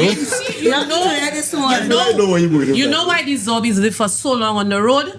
Because when they go and take the food out of the garbage, what they have in the container? The salad. That's all. Because we never eat the salad. Because we don't eat the salad, we don't eat the vegetables. We eat the meat.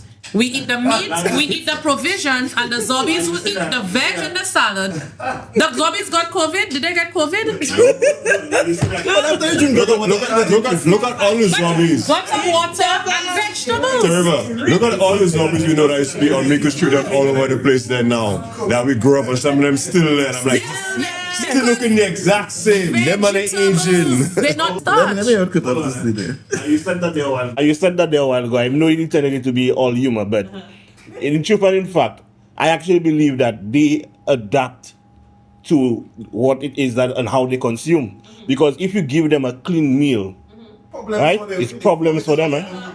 So if you give them like a clean, proper meal, if you just take them out of what they're accustomed to and put them into something completely different, it's almost like some boy that's on drugs getting pulled away and after having withdrawal. If you put them in a clean house, they start to freak out. Because I maintained for a long time, I said that Brambam was alive and well for the longest while. When he was eating his garbage, the moment they clean him up, it just went downhill for him. You see, we have to also. There's another thing. I remember seeing a documentary where it was on the same lines of that, where modern day human beings overconsume in terms of food. Yeah. If you go back to our hunter-gatherer or self-sustainable ways, we ate one good meal a day. That's it. A lot of African people still do that. And when I moved to Africa, I saw that and I could not understand. You're not eating breakfast? No, I just eat once a day. And they look at me. And the time you eat also. Yeah, then that was one meal a day. And that tea in was the morning, it. tea in the evening. And one good meal. So back to the zombies. Fiona, you jump carnival? Yes. You did it this year? Yes. Hey, so how come you not sunburn, man? I put sunblock. You put sunblock? Now, Yes. Well, the thing is, on the Monday, I was wearing a hat and I was wearing a giant chicken suit. Yeah, I saw okay. I didn't see yes, I did all mass. And then the Tuesday, no, I made sure I put thing. But then just very quickly before we get into that, but also too it's another reason is we eat in slave diets, it's high carbs, high sugar, and whatever. Yeah, because you needed that to survive on the plantation. No, but Nigerians and them eat yam and different things. Once a day. But they don't have diabetes. Once a day. Yes, once a a but day. We eating that, every time we get a chance with sauces and my girlfriend from Guyana came down to St. Lucia for the first time. She's a chef and a food blogger, pretty famous and everything. Mm-hmm. And she could not understand how you got 4 sides in a local meal. She's like, you get 4 different things, you choose 4, and that does not include, that does not include the veg. She could not understand. She, that's how you rice, eat macaroni, chow mein, provision, piece of plantain. We have one question from the audience. Yes. Yeah, guys. So I do have a question because I think wait, can you have a question? I have to say a point about the zombies and COVID. No, it's serious. Hard-hitting you know, one thing about one thing I think about these zombies exposing themselves and they build up the immune system. Mm-hmm. When you want to play too clean, that's when the things catch you even faster. Mm-hmm. Just like a time I remember a certain red girl I knew, she get a free costume, she go and jump mass. I say, you doesn't even go outside and you go in and stand up all day in the sun. And you'll have a sunburn for 6 months. My word. My goodness. No outside time. No outside time, but you see Carol. Carol is a brown skin shabby the way he's there. Carol take it outside where you can do that. And that was my point. If you don't expose your immune system and you get a shock like that, you'll end up in a problem. Mm-hmm. Okay. Back to you, Ashton. Ashton, I'm shabbing free. All right, so guys, the question, I mean, we touched on reparations a little bit, throughout the conversations and so forth. The question now is, if, say, for example, reparations were approved tomorrow, yes, boy, money coming, what we do? Who do you think should get the money? Should it be the government? Should it be the people? How is it? No. Hold on. Listen. Oh, my worst enemies? Oh, that's a whole podcast episode. They invite me back for that one. People who drive Hilux. Cut up my She hates it. No, but I saw real today. People, and it wasn't even a St. Lucian one. It was another Caribbean country. Mm-hmm. And it's like, when you drive a big van, you own the road. Your brights always on. Yes. You just bully people. Yes. The person runs fast. It's the height of the vehicle. It makes you think the brights are on. Okay, we don't want to hide the listen. No, let me answer your question. So. Okay, so I think the first mistake here is that is not how reparations work, and I think this is why people are so against it. Reparations doesn't mean that they're going to write a check and give it to the government. Mm-hmm. That's not how I think this is what we are expecting. And I just like Bogart said, like, people, we mistrust our people, our leaders, and there is an expectation that if somebody wrote them a check, the money not going to trickle down to us. And I don't think any country would write a check to another government like that. In the countries that have received reparations in some way, shape, or form, have received it in kind of the same way aid works in a country. Like, you build a hospital. Does aid really work? That's a different story. It can work if we manage it properly. Like, I know it get me started with that. Let's not go. Anyway, so I can give the example, one example that I did follow keenly because I was living in Africa at the time when it happened. Libya got $5 billion reparations from Italy, and that was not cash. Okay, that was in a treaty was signed, an agreement that it was a $5 billion. So like an investment. So to give back for all of these things, we're going to take $5 million and you tell us what you need. So we'll build the highway. We're going to build the school. We're going to do this and we're going to do that. I don't think it's wise on both parts for any cash to change hands that way. And I would not expect that from reparations. And I think that's some misnomer that we need to understand so that, yeah. So, cash. Okay, have you heard of the CARICOM 10-point plan? I've heard of it. Okay, so the CARICOM 10-point plan is basically just what Taribba was explaining. So the CARICOM 10-point plan has been put together by the CARICOM nations, by historians, economists, sociologists, a whole bunch of different people, right? It's not a government-run organization, politically motivated for who going to get a check. So it's the 10 points. Let me see if I can remember off the top of my head. Fortunately, Sherween Gonzalez, who is the representative for the repair campaign, who is the number one platform for reparations advocacy in the Caribbean. So the 10-point plan goes like this. First is an apology, acknowledgement. Very important. Say you're sorry. Don't say we're sorry it happened. Don't say it was unfortunate. Acknowledge it and say you're sorry. Number 2 was the African repatriation program. Not everybody is comfortable with moving back to Africa, but maybe if you want to go, start a business, engage, check out the culture. Africa is not a country, it's a continent. There's so much to learn. African repatriation program. Then we have the educational program. Same topics about how education needs support, needs whatever. Putting things into our educational program. If we had the highest rates of brain drain in the world, for example, Guyana, 80% of tertiary educated Guyanese people leave. St. Lucia is about the same. We're about 75%, right? So our greatest minds never come back. What you come back for, what St. Lucia have? Okay, let's create educational systems, whatever, for us to stay, right? Then we have things like healthcare. So we're talking about the NCDs, the diabetes, the hypertension, all of those things. How many people die in VH because the person on leave, or they don't have blood, or they're missing something, or they won't make it to Martinique in time, right? So then things like infrastructure, roads, etc. Then we have things like psychological rehabilitation. So looking at things like child abuse, incest, femicide, all of these things in terms of looking at the blurred line that we have between discipline and child abuse.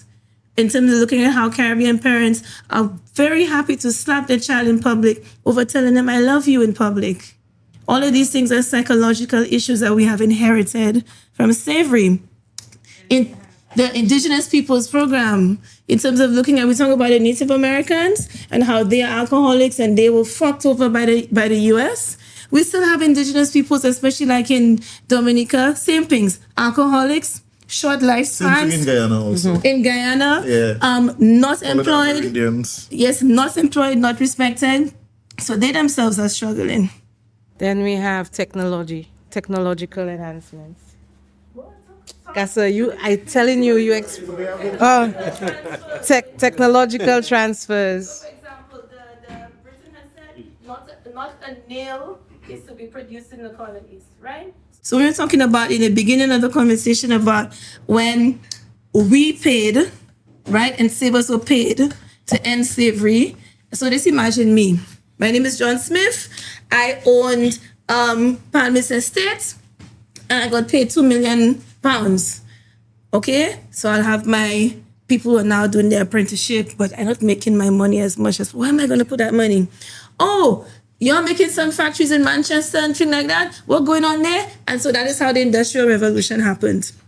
Right? So this is how Britain and Europe advanced, because they got this huge injection of cash from getting compensated for slavery. So this is how the Industrial Revolution happened. So even now, the Caribbean is paying twice. All of the climate change and carbon-centered industry comes from that Industrial Revolution that was funded by that compensation money that they got. Okay, and then So- there's the debt cancellation. Yes, debt cancellation.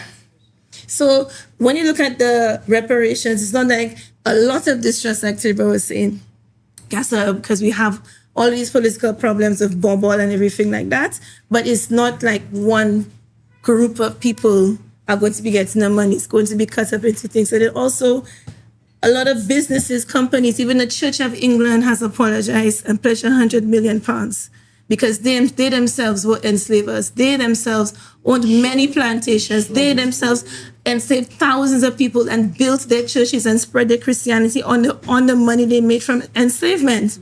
So they're going to be pledging that money. Banks, right? Insurance companies. There's so many different entities, and also individual families as well. So, for example, the Gladstone family from Guyana, you've heard of them, of course. Nope. Oh, the Gladstones are basically the biggest enslavers in British history. So he got about £83 million in compensation, and he's the one that started the Indian indentureship program that brought Indians to the Caribbean to replace black people. So they... Today, I wonder who you call that person. Anyways, so the family, even though I think it was a bit shit, they paid back reparations. They gave £100,000 to the University of Guyana and said, I'm sorry. £100,000? Yes. Out of, and how much billions, millions? 83 million. And then they own like all these trillion properties that still continue to make the money. And there's a big disparity between, you should see the wealth gap in Guyana. There are a lot of rich people there, you know. Mm-hmm. You see the difference between the poor and the rich is unbelievable. And then the super rich. Mm-hmm. They have some very rich people there. My thing is, with your question, who's the money going to? Where is it going? Now, we have, and Taribba, you mentioned it, we have this thing about, the government's going to take it and do bubble. Well, first of all, our governments don't even know how to do bubble yet, because them countries, they are the kings and queens of bubble. All right? No, I'm just saying, by comparison, these people, let's just look at our Mr. Orange, who making the most bubble every 2 weeks when he announcing every day. You understand? So what we are afraid of is what's holding us back. We saying, we don't want to forward that because the government's will take them. That's not true. That is not true. The way it is going to be distributed is our needs. Okay, that money of aid or funding or whatever you want to call it will go towards our individual needs. And what we're doing with CARICOM and the CARICOM 10-point plan is each island, they have developed, with the repair campaign, we've developed the socio-economic plans for every CARICOM island. So we know what our needs are. We know where we need the funding. We know where it's going. And that money, when it comes to pass, it's going towards a fund, and we apply for what we want based on our socioeconomic plans. And the socioeconomic plans are long-term too, because it's like 5, 10, 25, and 50-year plans. It's not like, now for now and finish. No, it isn't. And it's not a pot of money where any government head could go and say, no, that's absolutely not the case. It's according to our needs, where we fall short. So St. Lucia, look at what Barbados is doing at the moment. Barbados is doing an excellent job with their DNA, what's it called, the DNA, where they're tracking their DNA, their ancestry and all these things. Where are we? What are we doing? Okay, so these are places where we need to step up. No museum, our hospitals, our education. If we have the need for it, we apply for it and we go get the money or the funds to put things in place for what we need. So it's not a case of one government getting a check and saying, we're going to do this and do that, and half of the money going to a consultant from overseas anyway. That's not the case. Yes, that is not the case. Give you a stupid story about Bobble. Okay, before you get to that, let me just add to Sherween's point. I will add to Sherween's point. They are banking on us to say, "Oh, that will never happen."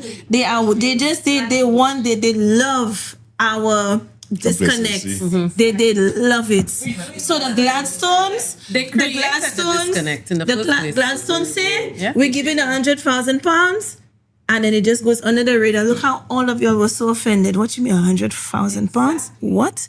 And there have been so many white families. I said, "Oh my God, I'm so sorry. Yes, my family were owned slaves, and we're really sorry. We're gonna give $50,000." Very quiet, and that's it. The Gladstones, do they feel obligated to give any more? No, because we're not making enough outreach. Goes back again to the things that we're talking about, because we keep saying, "Oh yeah, but the government goes, oh yeah, but that will never happen." And then it's already happened, and it's been happening for the past 10 years. Millions. The Church of England pledged 100 million. It's supposed to be 1 billion. And we don't even know that. And they're making these decisions on our behalf. Now there's a whole saying. Can I give my Bobble story? Before your bubbles. Very important. Okay, let's hear your bubbles. Go ahead. But you don't have to look far to see bubbles. No. So my husband from an African country, and they had some bubble going on in St. Lucia, and I think somebody stole $70,000, and he thought it was so funny. He said, "You're not ready yet, huh?" No, he said, "You're not ready yet." He said, "Time some bubble passed, and the government was looking for bribes." I'll not say what country it's from. The government was looking for bribes. It begins with A and ends with A. Anguilla. In Africa. Guess what? They give all government ministers a BMW as a bribe, right? The government ministers said, and it's a bigger parliament, so it was 40 of them, 50 BMWs. In one party? That's like Oprah boy. No, the whole government. You get in the whole government. Both sides. It's one country. The people said they don't want that because the BMWs are not fully loaded, and they gave it back. And you know the worst part about that? It was on the news, as in, the government of such country has rejected the bribe on the count that the BMWs were not fully loaded. And that is the people's reality that they're living in right there. And then the people themselves are like, how could they? Oh my God. Not even a fully loaded. How could they not give the bribe with the fully loaded BMW? So when we say we are no bubble yet, we don't know bubble yet. Because when the bubble can make the news and the people agree with the ministers and the bubble wasn't good enough. But that wasn't bubble then. That was just the way of doing business. No, it was a bribe. It was a complete, and they don't know, they don't care. I have a question. I have a question for the panel, right? So they basically say St. Lucia, our wealth, our commerce is controlled by a small group of families, some of which, or should I say, most of which are of Syrian descent. Is that perception true, or is it a case of us being, families, or is it a case of them being harder workers than us here in St. Lucia? So, the question, St. Lucia's wealth and commerce, the money that I'm making is controlled by a small group of families. I don't want to say most of which are of Syrian descent, but some people may say that, right? Is that a perception, or is it a case of them working harder than us in our own country? Because St. Lucia's not the only country that has wealthy Syrians. You know, Trinidad have a serious problem with them. Trinidad, they have a serious Syrian problem. Haiti, but all it's of them. culture. If let's just say there's three of you all are here, right? And I'm coming in as a Syrian, and all of us are Syrian, and I want to open up a shop. They're not going to let me go to the bank. Y'all are going to loan me the money interest free. And y'all are going to now assist me in growing my business. Sometimes I'm staying at one of your places for free. My kids have to go to school. You taking care of my kids, you feeding my kids until I get my foot. And then we move together. And then Kurt comes in. Yeah. And then all four of us help Kurt. Then Fanny comes in. And then it's a collective, everybody, the more we grow. The islands. You see all them stores they have? They buy container full. Crabs in a bucket. They would buy the full container of goods, and then some go to the Syrian store in Trinidad, so they get the lowest of the prices. And you know who are like that as well? Ethiopian people.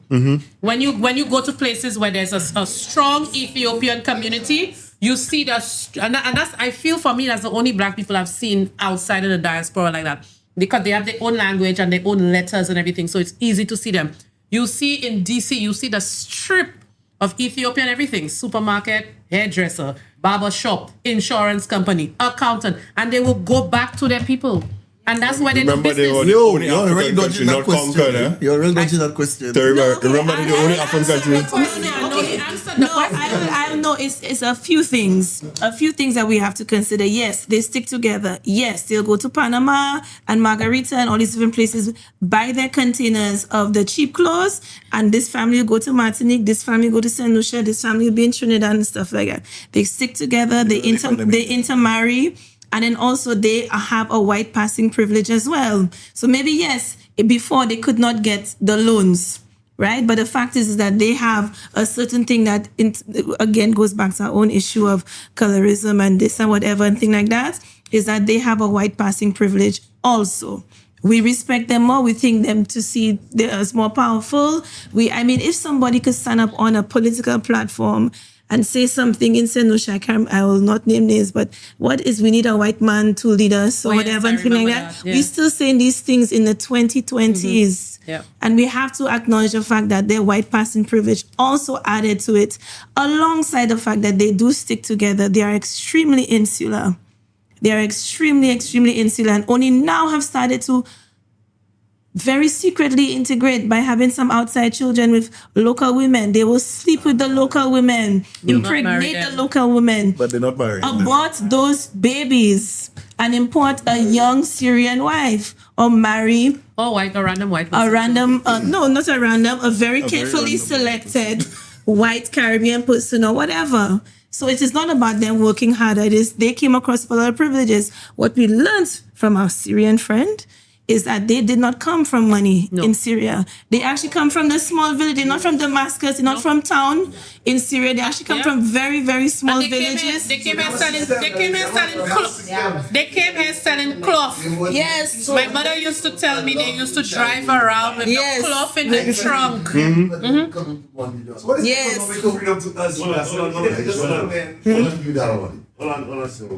The Syrians came in late 50s, 60s as a kid, and they didn't have any property. They left because there was a war. And they were not really Syrians, they were Lebanese. They were not really Syrians, they were not from Syria, they're from Lebanon. The majority of them came from Lebanon, up to now they messed Lebanon in. Yes. So one time, Joey there preaching in Constitution Park, and he considered, the Syrians come, and St. Lucians start to sell castries for them. So and so, sell for them. So and so, sell for them. My brother's he say, Walcott, sell for them. Right in the corner there. And I can recall these people coming to Mondido with their little grip and selling my mother buying materials from them.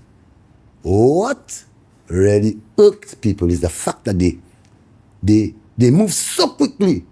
They develop themselves so and coming back to what you said about the problem, there were prominent families before them. Those were the well-established ones that had all the prime real estate. Look around. If you want to mention names, Defoe and Dubole and... Taribba, why is it, do you think that your safety is threatened by mentioning Syria? I'm not going there. I can't. So let me just you have to answer Nigel's question. I can't. Hold on. Let me hear this now. I think it's very telling that the government not supposed to be running the country, renting so much property from them. Yeah. When Nigel said about where the wealth is, just look, you would see that they're more organized than the people are supposed to be. How can I trust the government with my money when they cannot even trust people to build something from them, build something for them? Like a good example is Orange Grove Plaza. What you're not doing? I'm not even watching which party. All them government buildings there. Who own them government buildings there? Let me ask another question. I have a question. Their Orange Grove was in receivership for quite some time, wasn't it? Yeah. Do you think that there were no local people who could have bought that building? But wasn't it Dahe who was building it? They had run out of money. Yeah. It was a political thing. But either way, how many times in a group chat, I don't know if y'all get that, but in a group chat, somebody will post a thing look a piece of land for sale, me say, let we. Sherween, so many times Sherween will say that. I'm the first person to be like, sir, me, I not in that. But we are like that, no. We don't have that kind of community. We don't have it in us. As Carol said in the beginning, it's a cultural thing. That's what he said in the beginning. Now there is another school of thought that, back before capitalism, as the way we know it now, certain tribes flourished in what they were good at, and that worked, and that was fine. So who did the farming and provided the food? Who was the merchants and did the trade? Who was the hunter and gatherers, whatever? Who were the spiritual people and that's how community were able to thrive because everybody had their skills. But now with capitalism, it has changed. And it's like people, I don't know if it becomes a genetic thing that maybe we're not just business minded, but if you come from a society of generations and generations of merchants and trading and it's ingrained in you, you're already going to have an upper hand there. You will already. That you come from a much larger society and you already go through the metal with a larger population and you come here, it look like butter to you. Hold on, listen, 1 second. Before, like you were saying about the land, I remember 2 years ago, an opportunity was placed in my hand for almost 12 acres of farmland for $100,000. And you shout me, so do the math. At that time, I posted it in the group. I said, yo, guys, listen, there are more than 10 of us in here. Let's all come together, buy that. Yes. I have some money that we can wait for 5 years and they will separate the lots for us properly. Everybody can get an acre of land for $8,000 and something dollars. All the crabs in the bucket, they're like, boy. But I said, okay, boy, all right. I turn my back and I organize myself. I say, well, you'll fucking kill yourself. Because if we all own the property, everybody say, all right, I'll take that spot, I'll take that spot. You know what you're doing. And then eventually you pay to have have it subdivided. And then continue doing your thing. You have an acre of land for $8,000, even if it's farmland. Food security is one of the things you need in the Caribbean, and you can pay to have that, what's the word they call it again? Change to residential or whatever, because it could be. Right. But I don't know. Like I said to everybody, just the mindset. So I want to jump on that idea and think of what we deem to be in America the Black Wall Street, right? The same concept of the community building that the black community has in the sales book. And remember how they tried, how they were thrown in, right? So when you think of the black community, I know we live in St. Lucia, we're not black Americans. Don't you think that there's inherent fear that when you band together in that manner, that the opposition that you will get for your success is a greater threat? Like it might be reminiscent of what we. I don't know if I buy that, because I do feel like we have some legacy, wealthy black families, but that have just deteriorated. Like when you think of, when I think of like Valmont and these places, I think, a lot of it's like the Syrian family, it's almost like you have no choice, all right? You get older, you coming back in that is it for you. Yes, I've thought about that. Then you find in the black family, the trend go overseas and they have no, think of Valma was like the place to be. You watching Valma then now, I suppose, Jake, you still have money. If you have quite a few industries, but you find you don't really see the children coming back and making that generational wealth. A lot of I hope, but the place I'm coming from with my phrasing is that it's just because of what black people went through historically. You understand? It changes the condition as to how they operate. What I'm saying is I don't necessarily think that is our reality. I think you have a big point there. I think, what I've come to understand is when somebody put it into layman's terms when it comes to slavery, right? It's like imagine putting a Russian, a French, a Spaniard, a Bulgarian, and an Italian on a boat together and expecting them to talk and understand each other just because they're from Europe, right? And that was the case. We had many tribes that came here.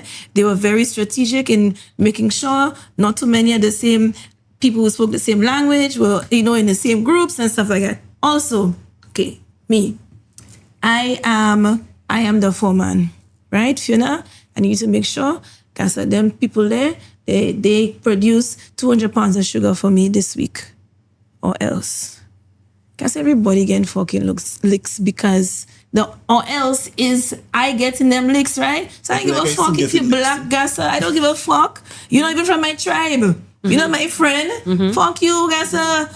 Licks in your ass. The whole concept of in these slave movies that the foremen and the whipmen were white is not true. It was our own. Who the executioners?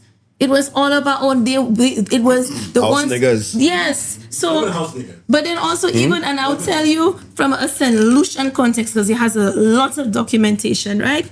So, if say, all right, the Negma want them making noise and doing shit in Sufre, oi, hear that? Guys, go and deal with them fellas for me up in the bush, please. If you do that, I'll set your daughter free. Yeah, exactly. Wagwan. You give a fuck about them fellas in the mountains making noise? So they just catch us all the time. Yeah. Right? So it is the whole crabs in a barrel kind of thing was, as everyone has been saying, by design.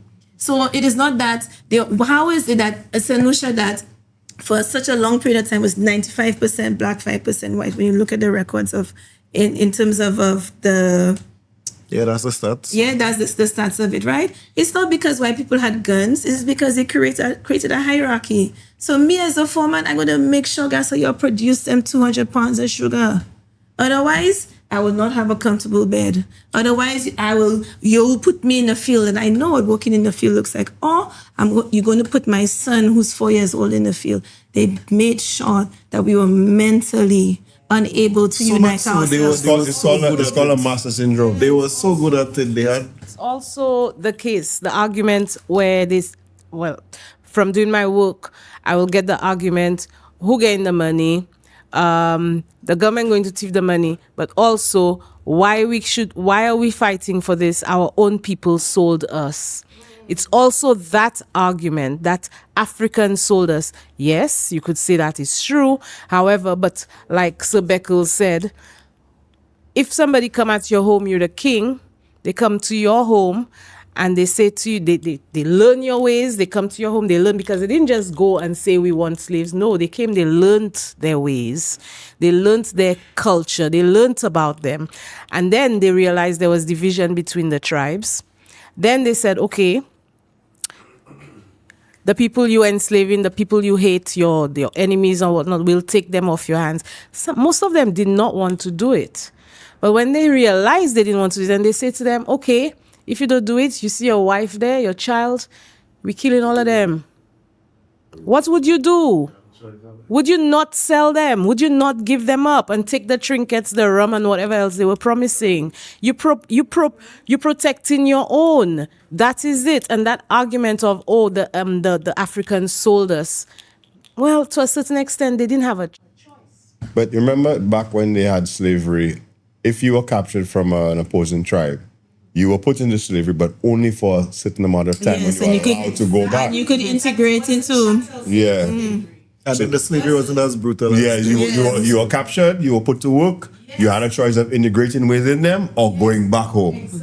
And you were allowed to go back home. You were not mistreated to say that you would come back like 12 years a slave and they don't remember what you look. Or your children are being bought and sold. Or the women, like we learned, the women, they were the ones. Fueling slavery, because we kept producing. We had no choice to produce children. Although in America, when they found out the certain herbs that would cause miscarriages or lack, the women started drinking it secretly. Those that they put as the breeders, and then I think they found out about it. There's a whole thing about when it spread across the Underground Railroad. Yeah. Carrying bad girls, having abortions, or just having miscarriages because I don't want my descendants to be born into slavery. So yeah, it was not by choice. Your question, okay?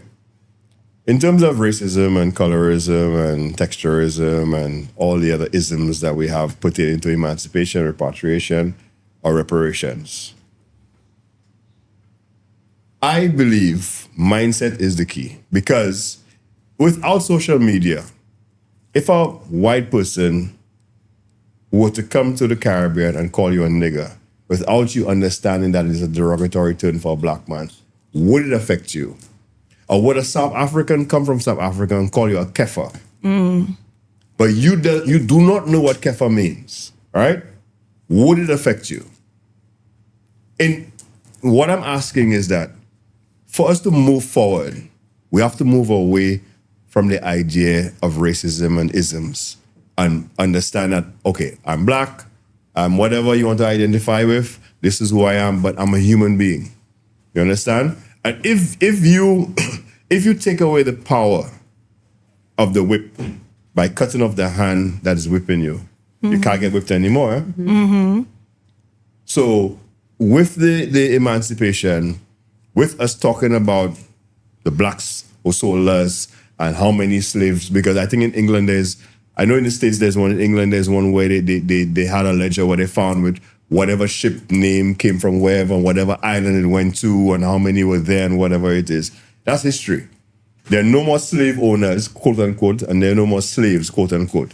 Same concept, just a different system. We're not getting whipped anymore, but we're getting controlled. But if you take control of it to move forward individually, but at the same time collectively, it'll end a lot quicker than you expect. So let me just. The Willie Lynch syndrome refers to a sociological concept attributing modern-day integrational trauma, disunity, and self-destructive behaviors among black people to the psychological condition of slavery. You know what Willie Lynch came from? The Caribbean. Barbados. Yes.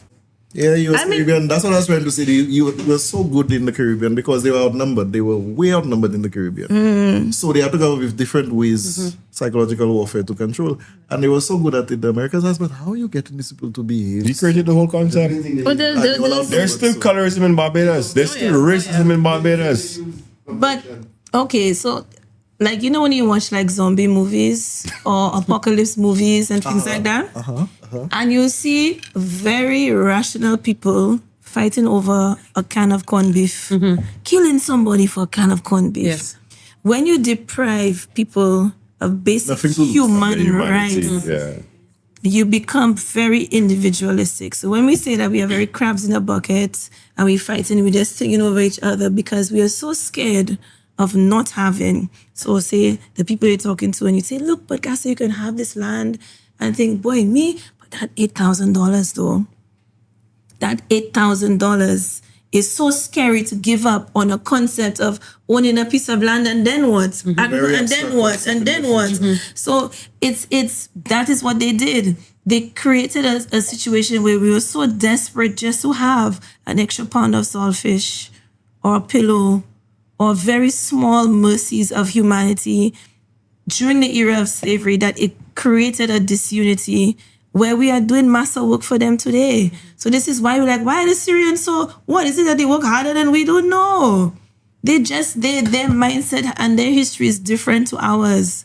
And their insularity, or you could say sense of community, is different to ours because they are not as scared of losing that, of thinking that buying the land is losing $8,000, or you could lose the $8,000. They seen this $8,000 is a huge potential for something else.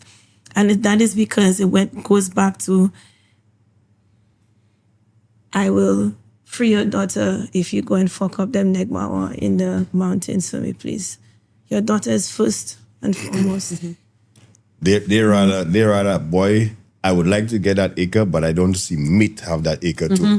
So I'd rather not get the acre so he don't get the acre. Solutions can be like that. Rather than work, they see you, they're jealous of what you have. Rather than work to get it for themselves, they'll burn down yours. Yeah, because none of you all have it. They want to be the foreman on the plantation rather than being a free person or whatever, or dealing with actual massa who has been fucking you up all of this time. They prefer to be the foreman. Remember the worst, or one of the worst slave masters in the U.S., Dave Chappelle said it in one of his specials, and I read about it was a black man, to the point that the white slave masters had to come and tell her, yo, That's how Dominica too. my Dominica brother, was you founded. really fuck up because Dominica was founded by a black man. They didn't want Dominica because it's too mountainous. You can't grow it to grow sugar on it. It's too, so they too gave much it to a hard work. black man. A black man came and he's like, yeah, let me just come and I just come and do some logging because the Kalinagos were there.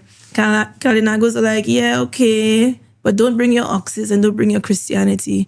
And that's exactly what he did. He brought oxes to pull the wood, and he started building the crosses. The Kalinagos burn down the cross, say, fuck you and your Christianity. And then he brought his, because he was an enslaver, so he owned enslaved people. He brought his enslaved people to come and build another bigger cross. They burnt it down, and they burned down his house, the Kalinagos. And then he made his enslaved people build a stone cross. The stone cross is still there 300 years later. So yes, Dominica's system of slavery was founded by a black man. Wow. From Martinique. So yes, very much so. You saw an opportunity to take it. Yeah. What's the point you're making? Boy, if I tell you, I listened to the story, then I'm just... No, but I mean, in terms of, when we think about back in the days that it being just about race, it's not, it's hierarchy. And there's also another dynamic at play that I want to tie everything together. People acting as if the Europeans were just... Before you lose it for sure. Okay, say your point. The Battle of Rabu, right, is, while you speak about the hierarchy and everything, from my layman understanding of the Battle of Rabu, it was similar to the fact that it wasn't the French that were trying and get, French soldiers was trying and get, or was it British soldiers trying to get French people out? So it to me, it was still, they were playing them, yeah.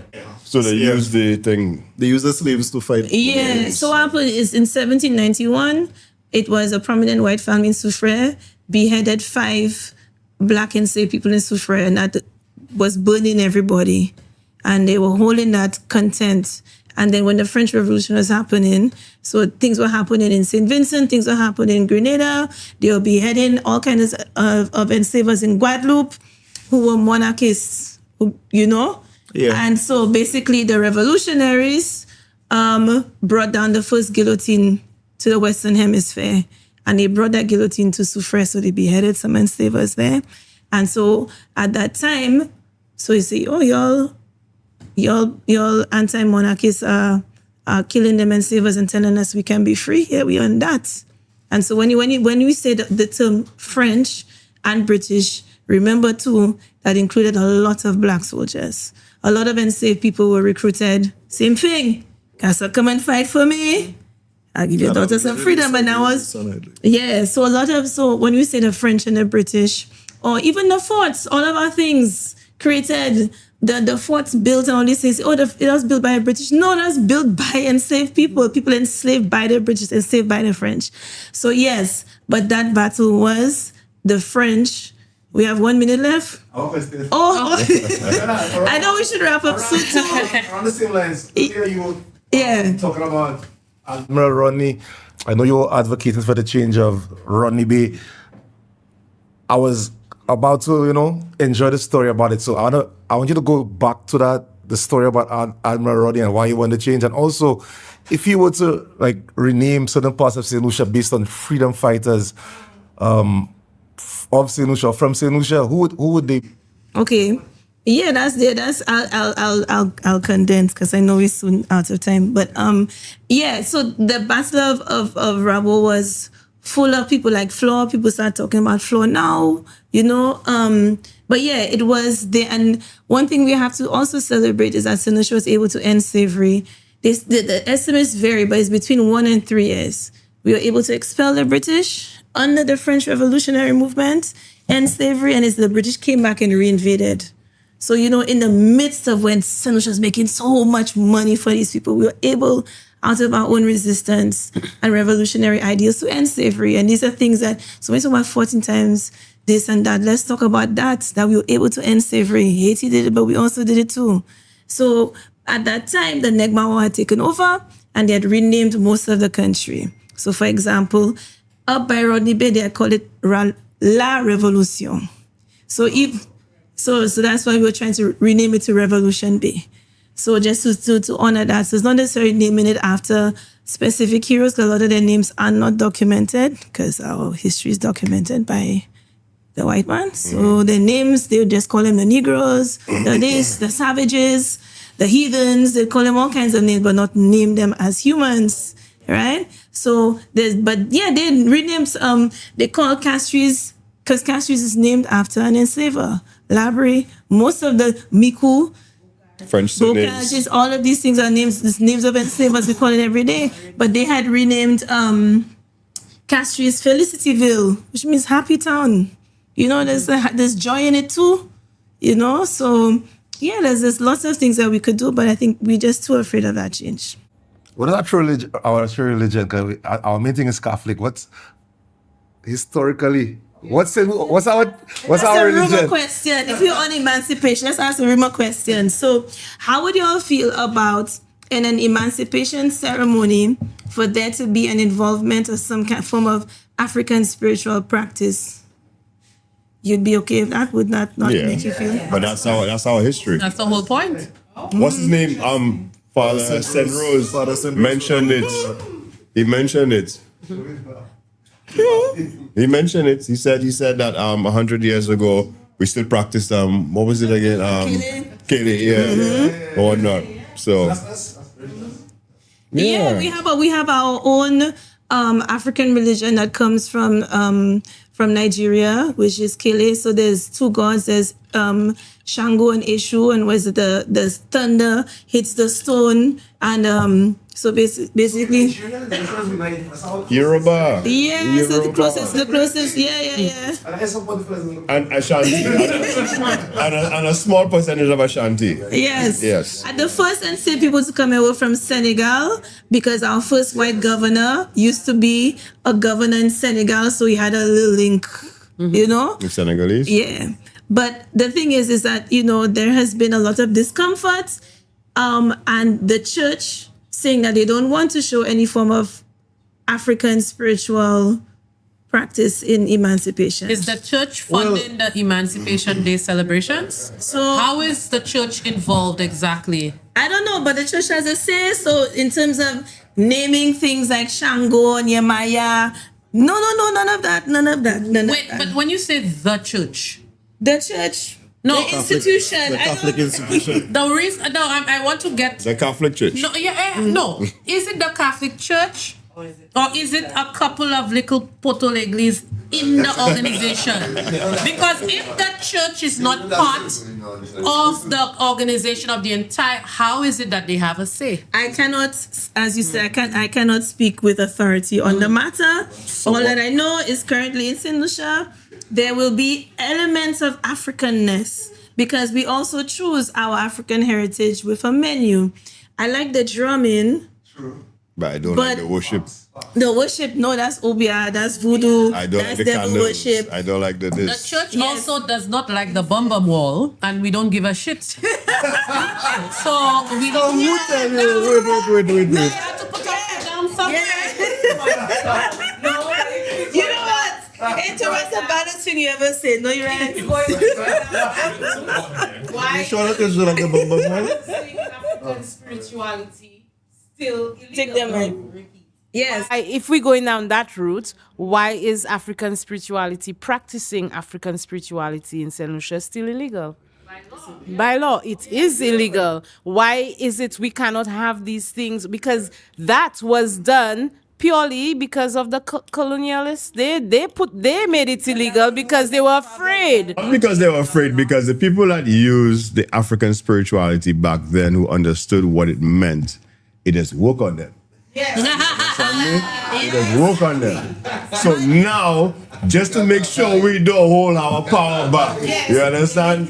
No, historically, the first anti-Obia law came out in 1760 at Taki's revolt, because the Obia man was Taki's number 2, and he used to put white powder and he used to do prayers and he used to hype people up. And as soon as they killed the Obia man, because somebody sued and say, oh, if you kill that man, because you know we must always have a Susa in the camp. If you kill the Obia man, and when they kill the Obia man, it just broke the spirits of the rebels, and that's how they were able to conquer. And that was the first anti-obeah law. And when you look historically, from Dominica to Barbados to Trinidad to Jamaica to St. Kitts to the whole Hebrew Islands, anytime there was a rebellion, they put in a law against African spirituality, because before people got the energy and the power, drums was singing, chants was happening, things was going on.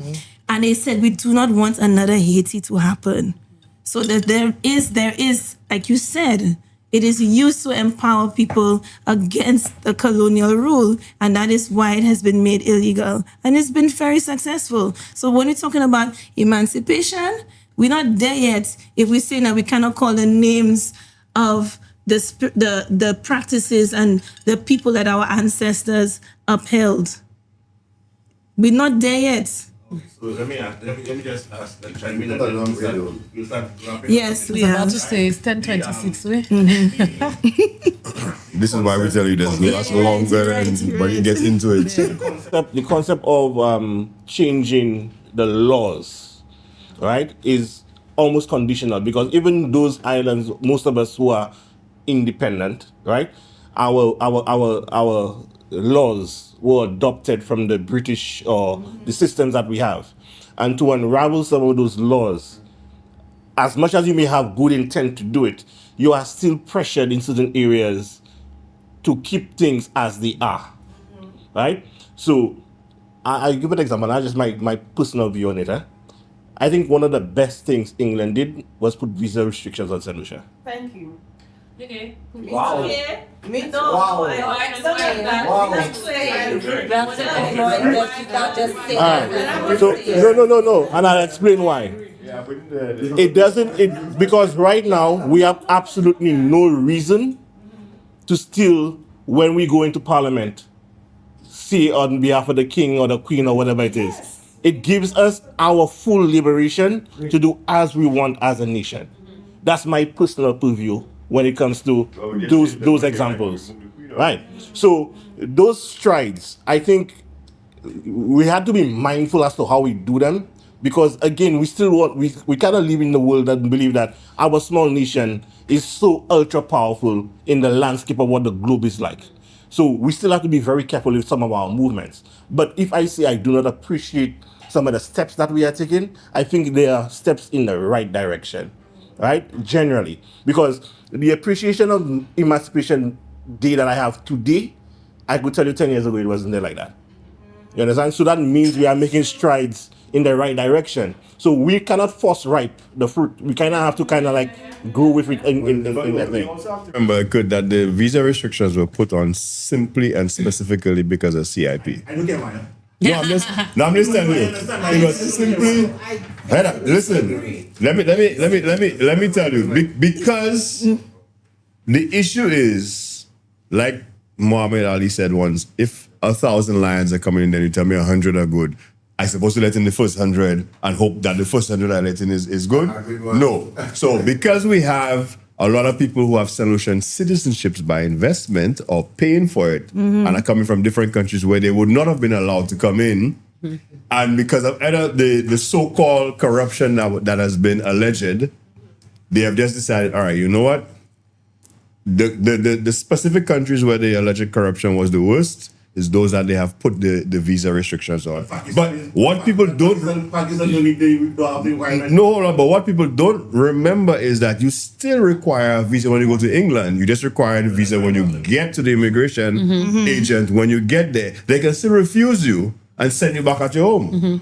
But when you go there, you still go for a short visa process. What are you doing there? Where are you coming from? Whatever. And they stamp your thing. All they do now is just tell you, well, you have to get it from before you take the plane. Let me ask you something. Do you remember Brexit? Yes. Do you remember how Brexit came about?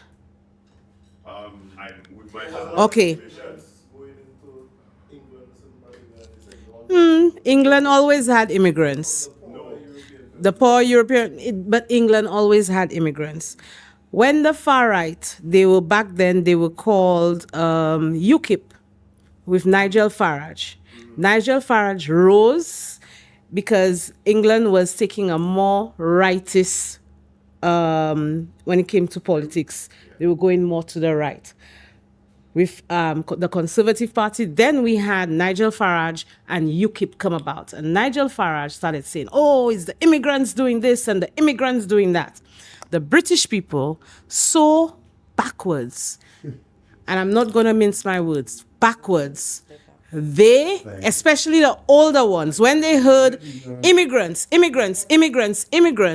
they decided, you know what, we're going to vote for UKIP and vote for Brexit because we don't want the immigrants. What they did not realize, the immigrants that they were going to mess up with Brexit were the European immigrants, not the black immigrants.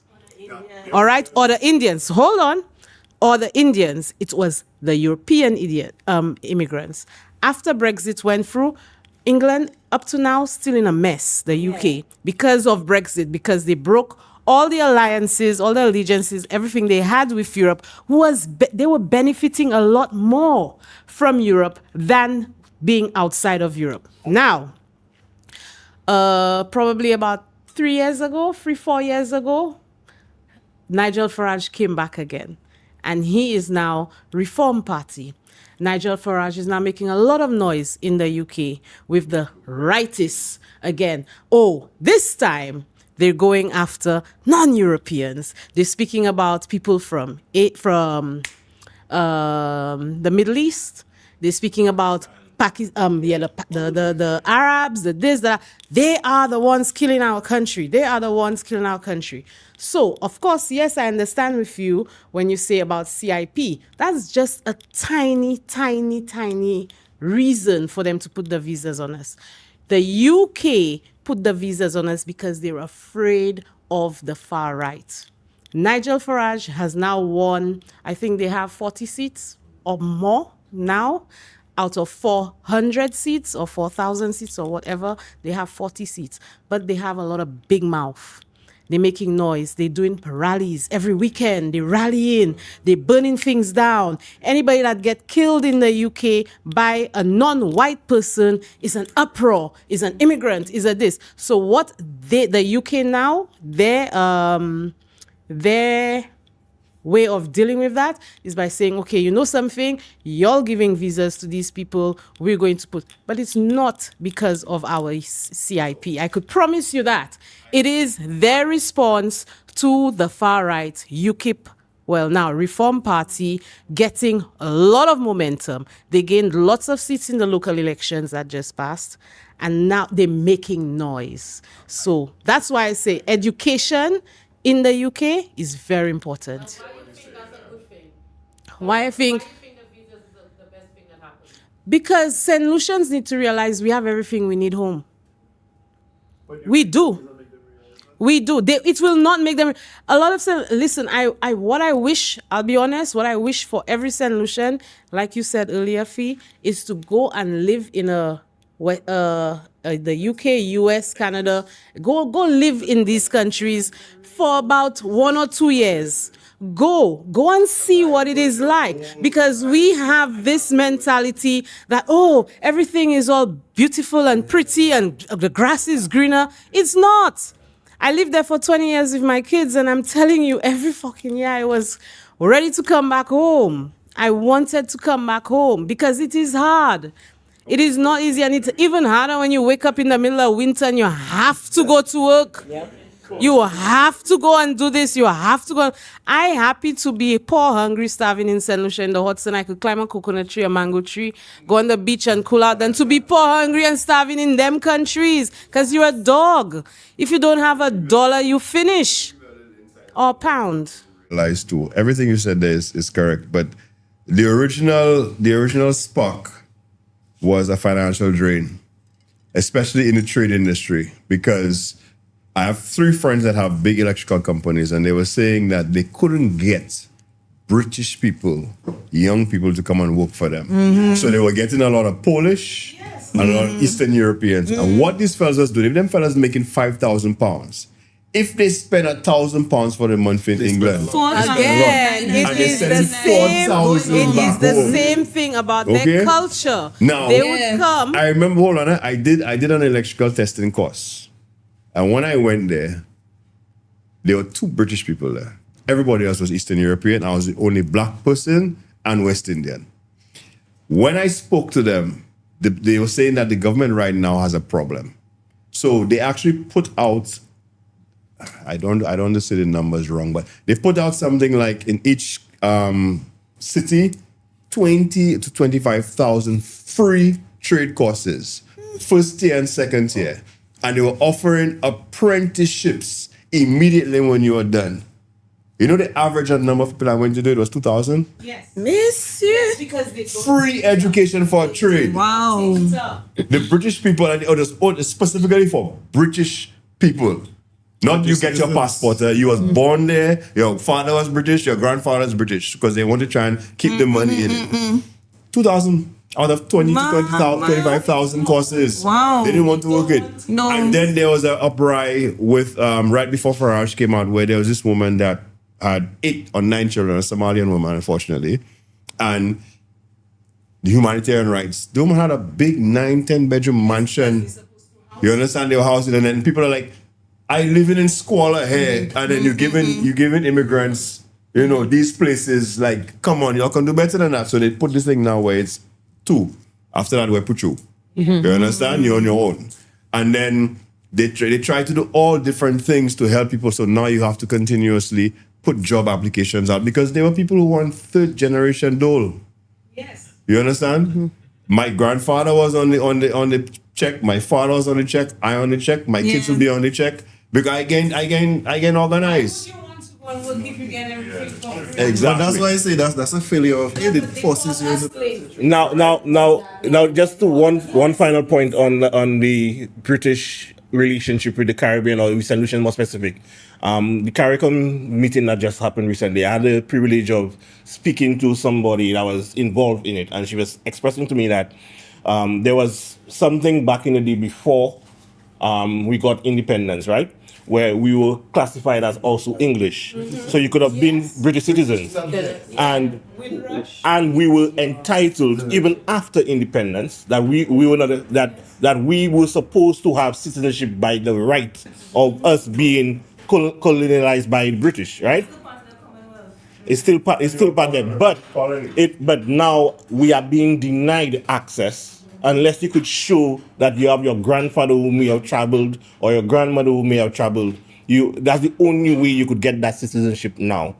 Although by right, once you're born in before 1979, you are entitled to that citizenship. Yeah, you were supposed to be entitled to that, and I think British passport. Right.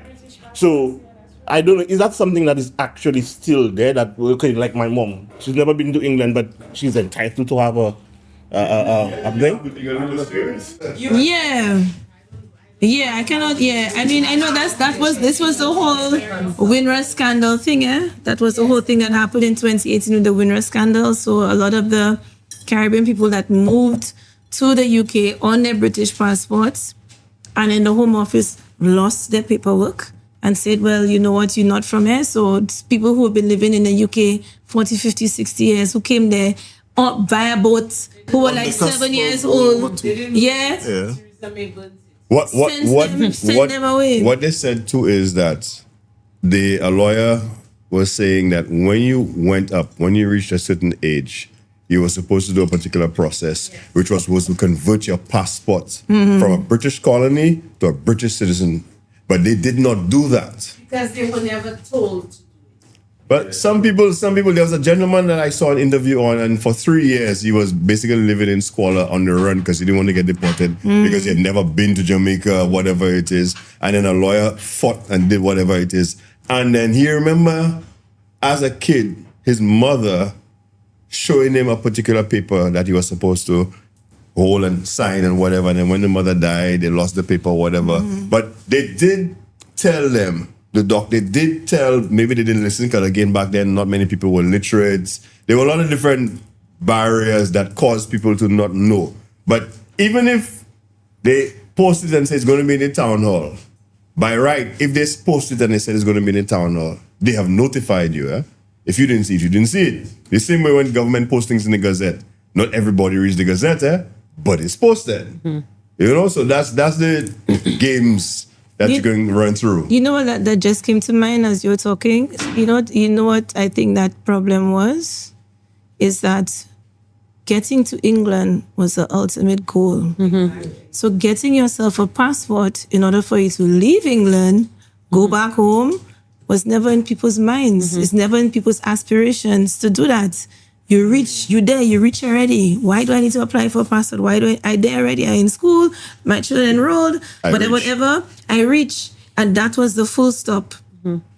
And that, again, that was our own issue, that to leave, the goal is to leave and never look back. Again, because we still don't believe in going back home. And that was our problem. In closing, let's hear the panelists' final thoughts on this emancipation episode. That's how we talk about so many things. I don't even know what to narrow down. Because they will have a lot more to say from than me. But emancipation is not only physical, it's mental and spiritual. It's a change of foresight, of presence, and of I lost my word. And of purpose. You have to understand that you shouldn't wait for a group. Like I said, if we go individually, it eventually become a collective. And you move forward with that mindset. We don't need a government to tell us we're emancipated. We don't need somebody to come and give us money. Okay, it will be helped. But why can't we move on our own and get it done and get it working? St. Lucia just topped every single subject in the Caribbean. All right? We have to remember that. We, and I'm not knocking at a Caribbean island, but we are special. One of the only nations in the world named after a woman. One of the only nations in the world fought so much. We were called the Helen of the West Indies because after Helen of Troy. There's a lot of things we have to remember. All right? So, Fiona? Yeah, I guess going back to your opening question about how do I feel about emancipation, it's difficult, like as a historian. So now I look at every single thing and like I'm making connections to our past and dissecting why we do what we do, why we are the way we are, and understanding the history. So it's difficult. But then, I think this conversation has highlighted a lot of things that we've come a long way. We have a lot to do. And you're right, if we look at just the Emancipation Day, was an afterthought for many years. And then a lot of things, there are parades, there's all kinds of things happening.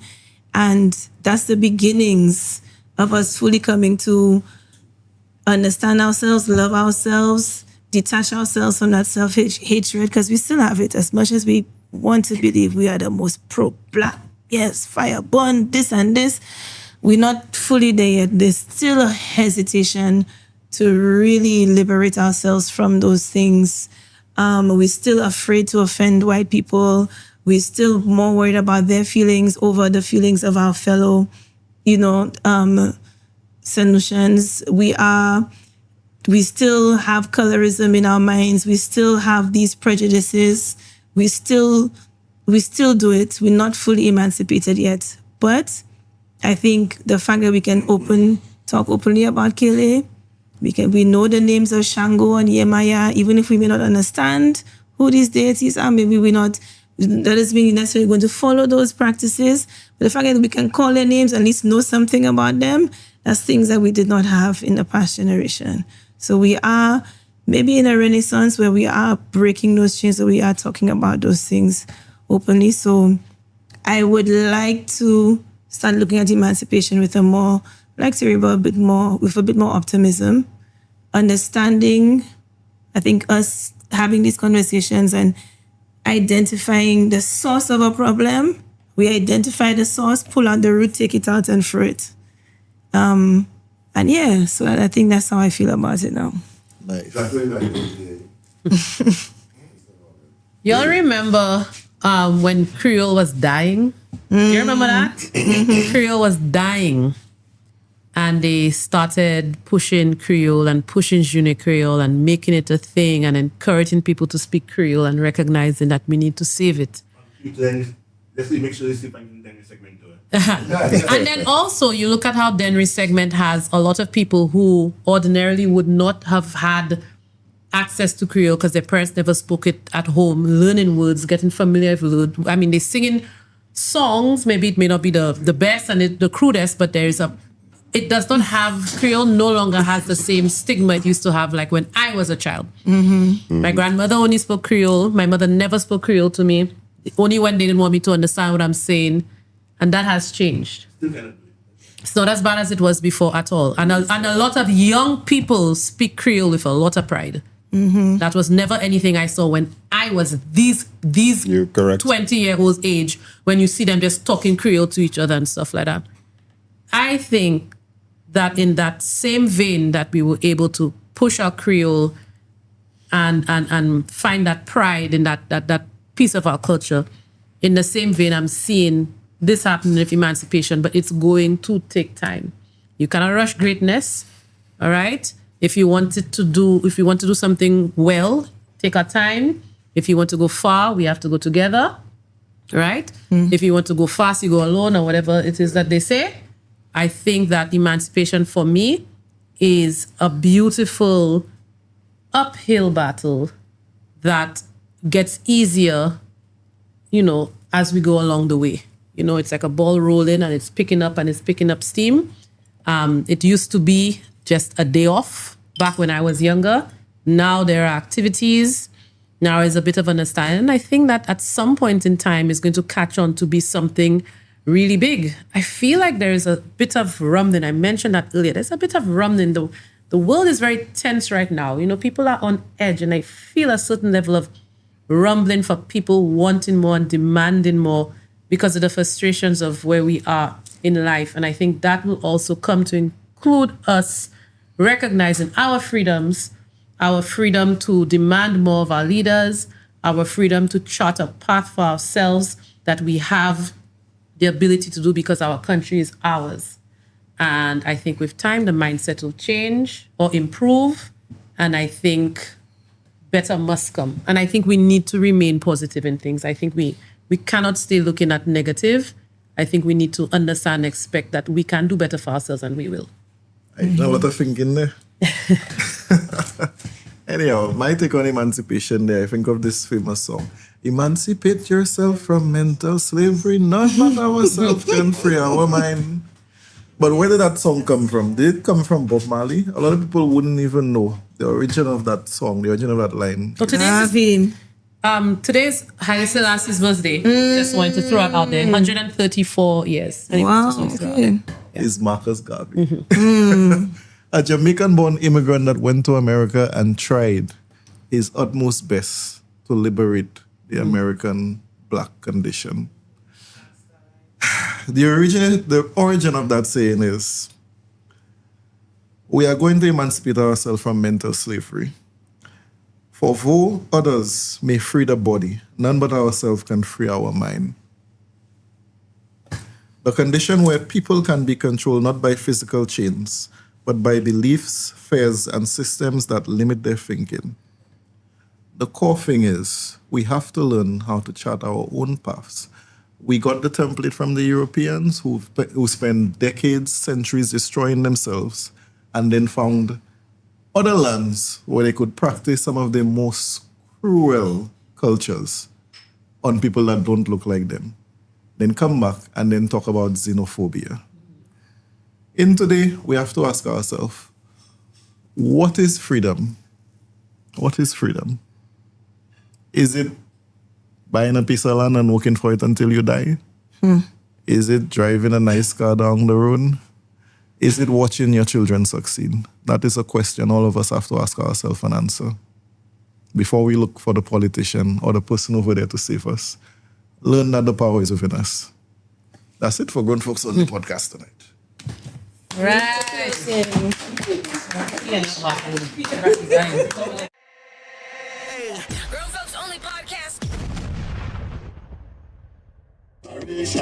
Reparation. Sometimes all I could do is only scratch my head. When I get to thinking about slavery dread, all the struggles black man went through, it's well documented, it's true. Now the Europeans refuse to give to us black people what is due. But always know it is a mass, oh yes, cause it was prophesied by Marcus. Boy, how much will they compensate when will blacks repatriate? How long must the black man wait to get reparation now? Tell me, no, I'm not a West Indian, true son of an African, enslaved by Europeans and want reparation now.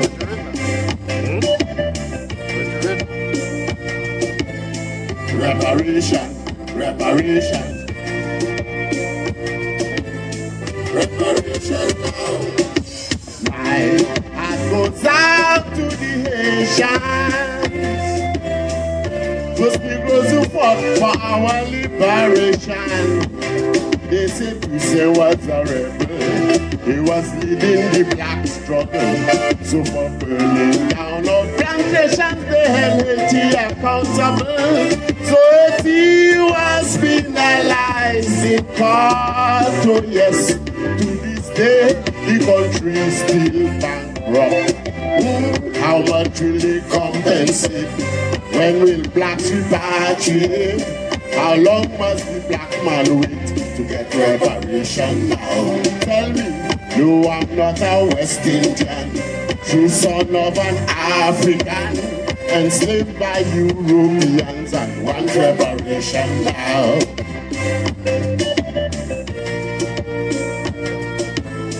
Reparation, reparation, reparation now. Let's look at the beneficiaries of one of the world's worst human atrocities. Was started by the Vatican, continued by the Europeans. It was one great triangle shipping slaves out of the motherland. Now they are wealthy because of us. So yes, all we gained was the sign of the cross. How long will they compensate? When will blacks repatriate?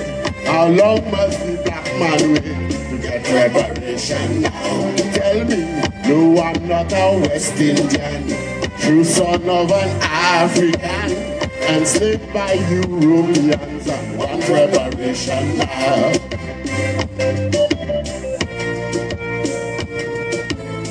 Reparation, reparation. Black people, do you agree we need reparation right now? Reparation. Yeah, man. Reparation, reparation.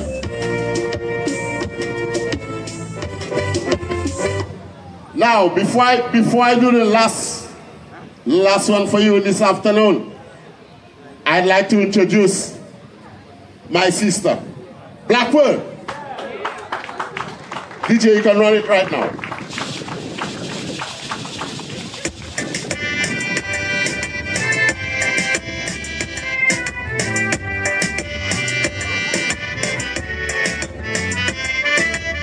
This is a special message to all black people.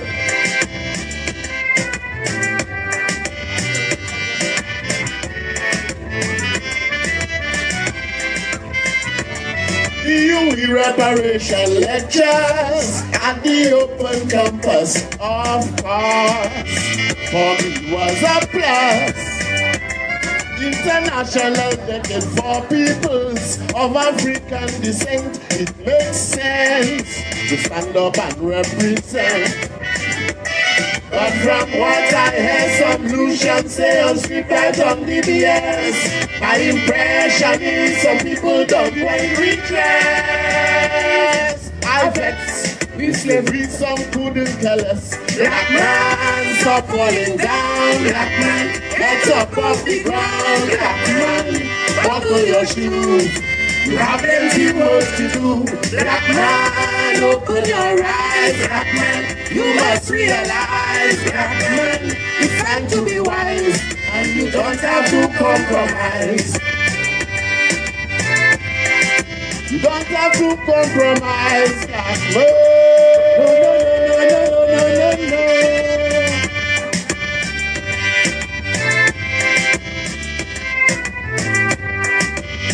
Talk to them, my sister.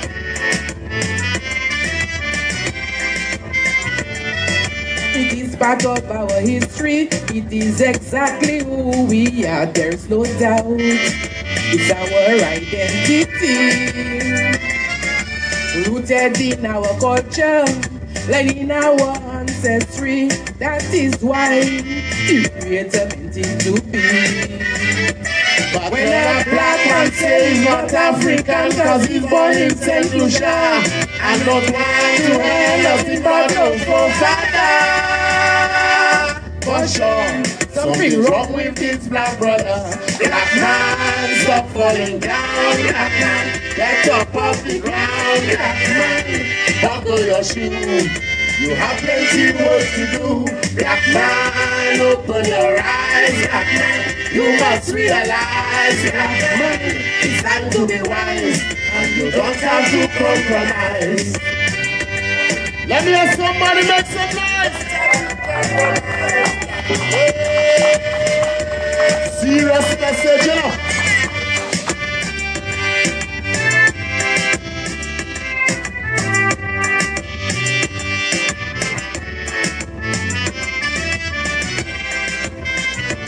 Is it because of our education and we brainwash with what we learn? Tell me, are we taught the truth? Why we stand against reparations and we show so little concern for the undisputed proof? If the Jews get compensation for what Germans do to them for slavery, why can't Europe do the same? Till then, reparations and man proclaim. Black man, stop falling down. Black man, get up off the ground. Black man, buckle your shoe. You have plenty work to do. Black man, open your eyes. Black man, you must realize. Black man, it's time to be wise, and you don't have to compromise. You don't have to compromise, black man. No.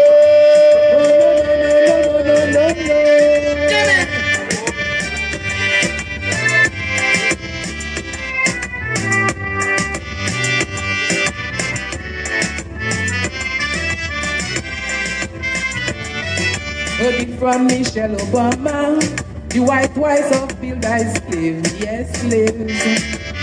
Don't be astonished. In Europe, everywhere we wonder, there are evidences to see the facts are well established. Still today we fighting each other everywhere all around the world. Black man never seems to remember what's their role. For soul, they're fighting for silver and gold. Black man, stop falling down. Black man, get up off the ground. Black man, buckle your shoe.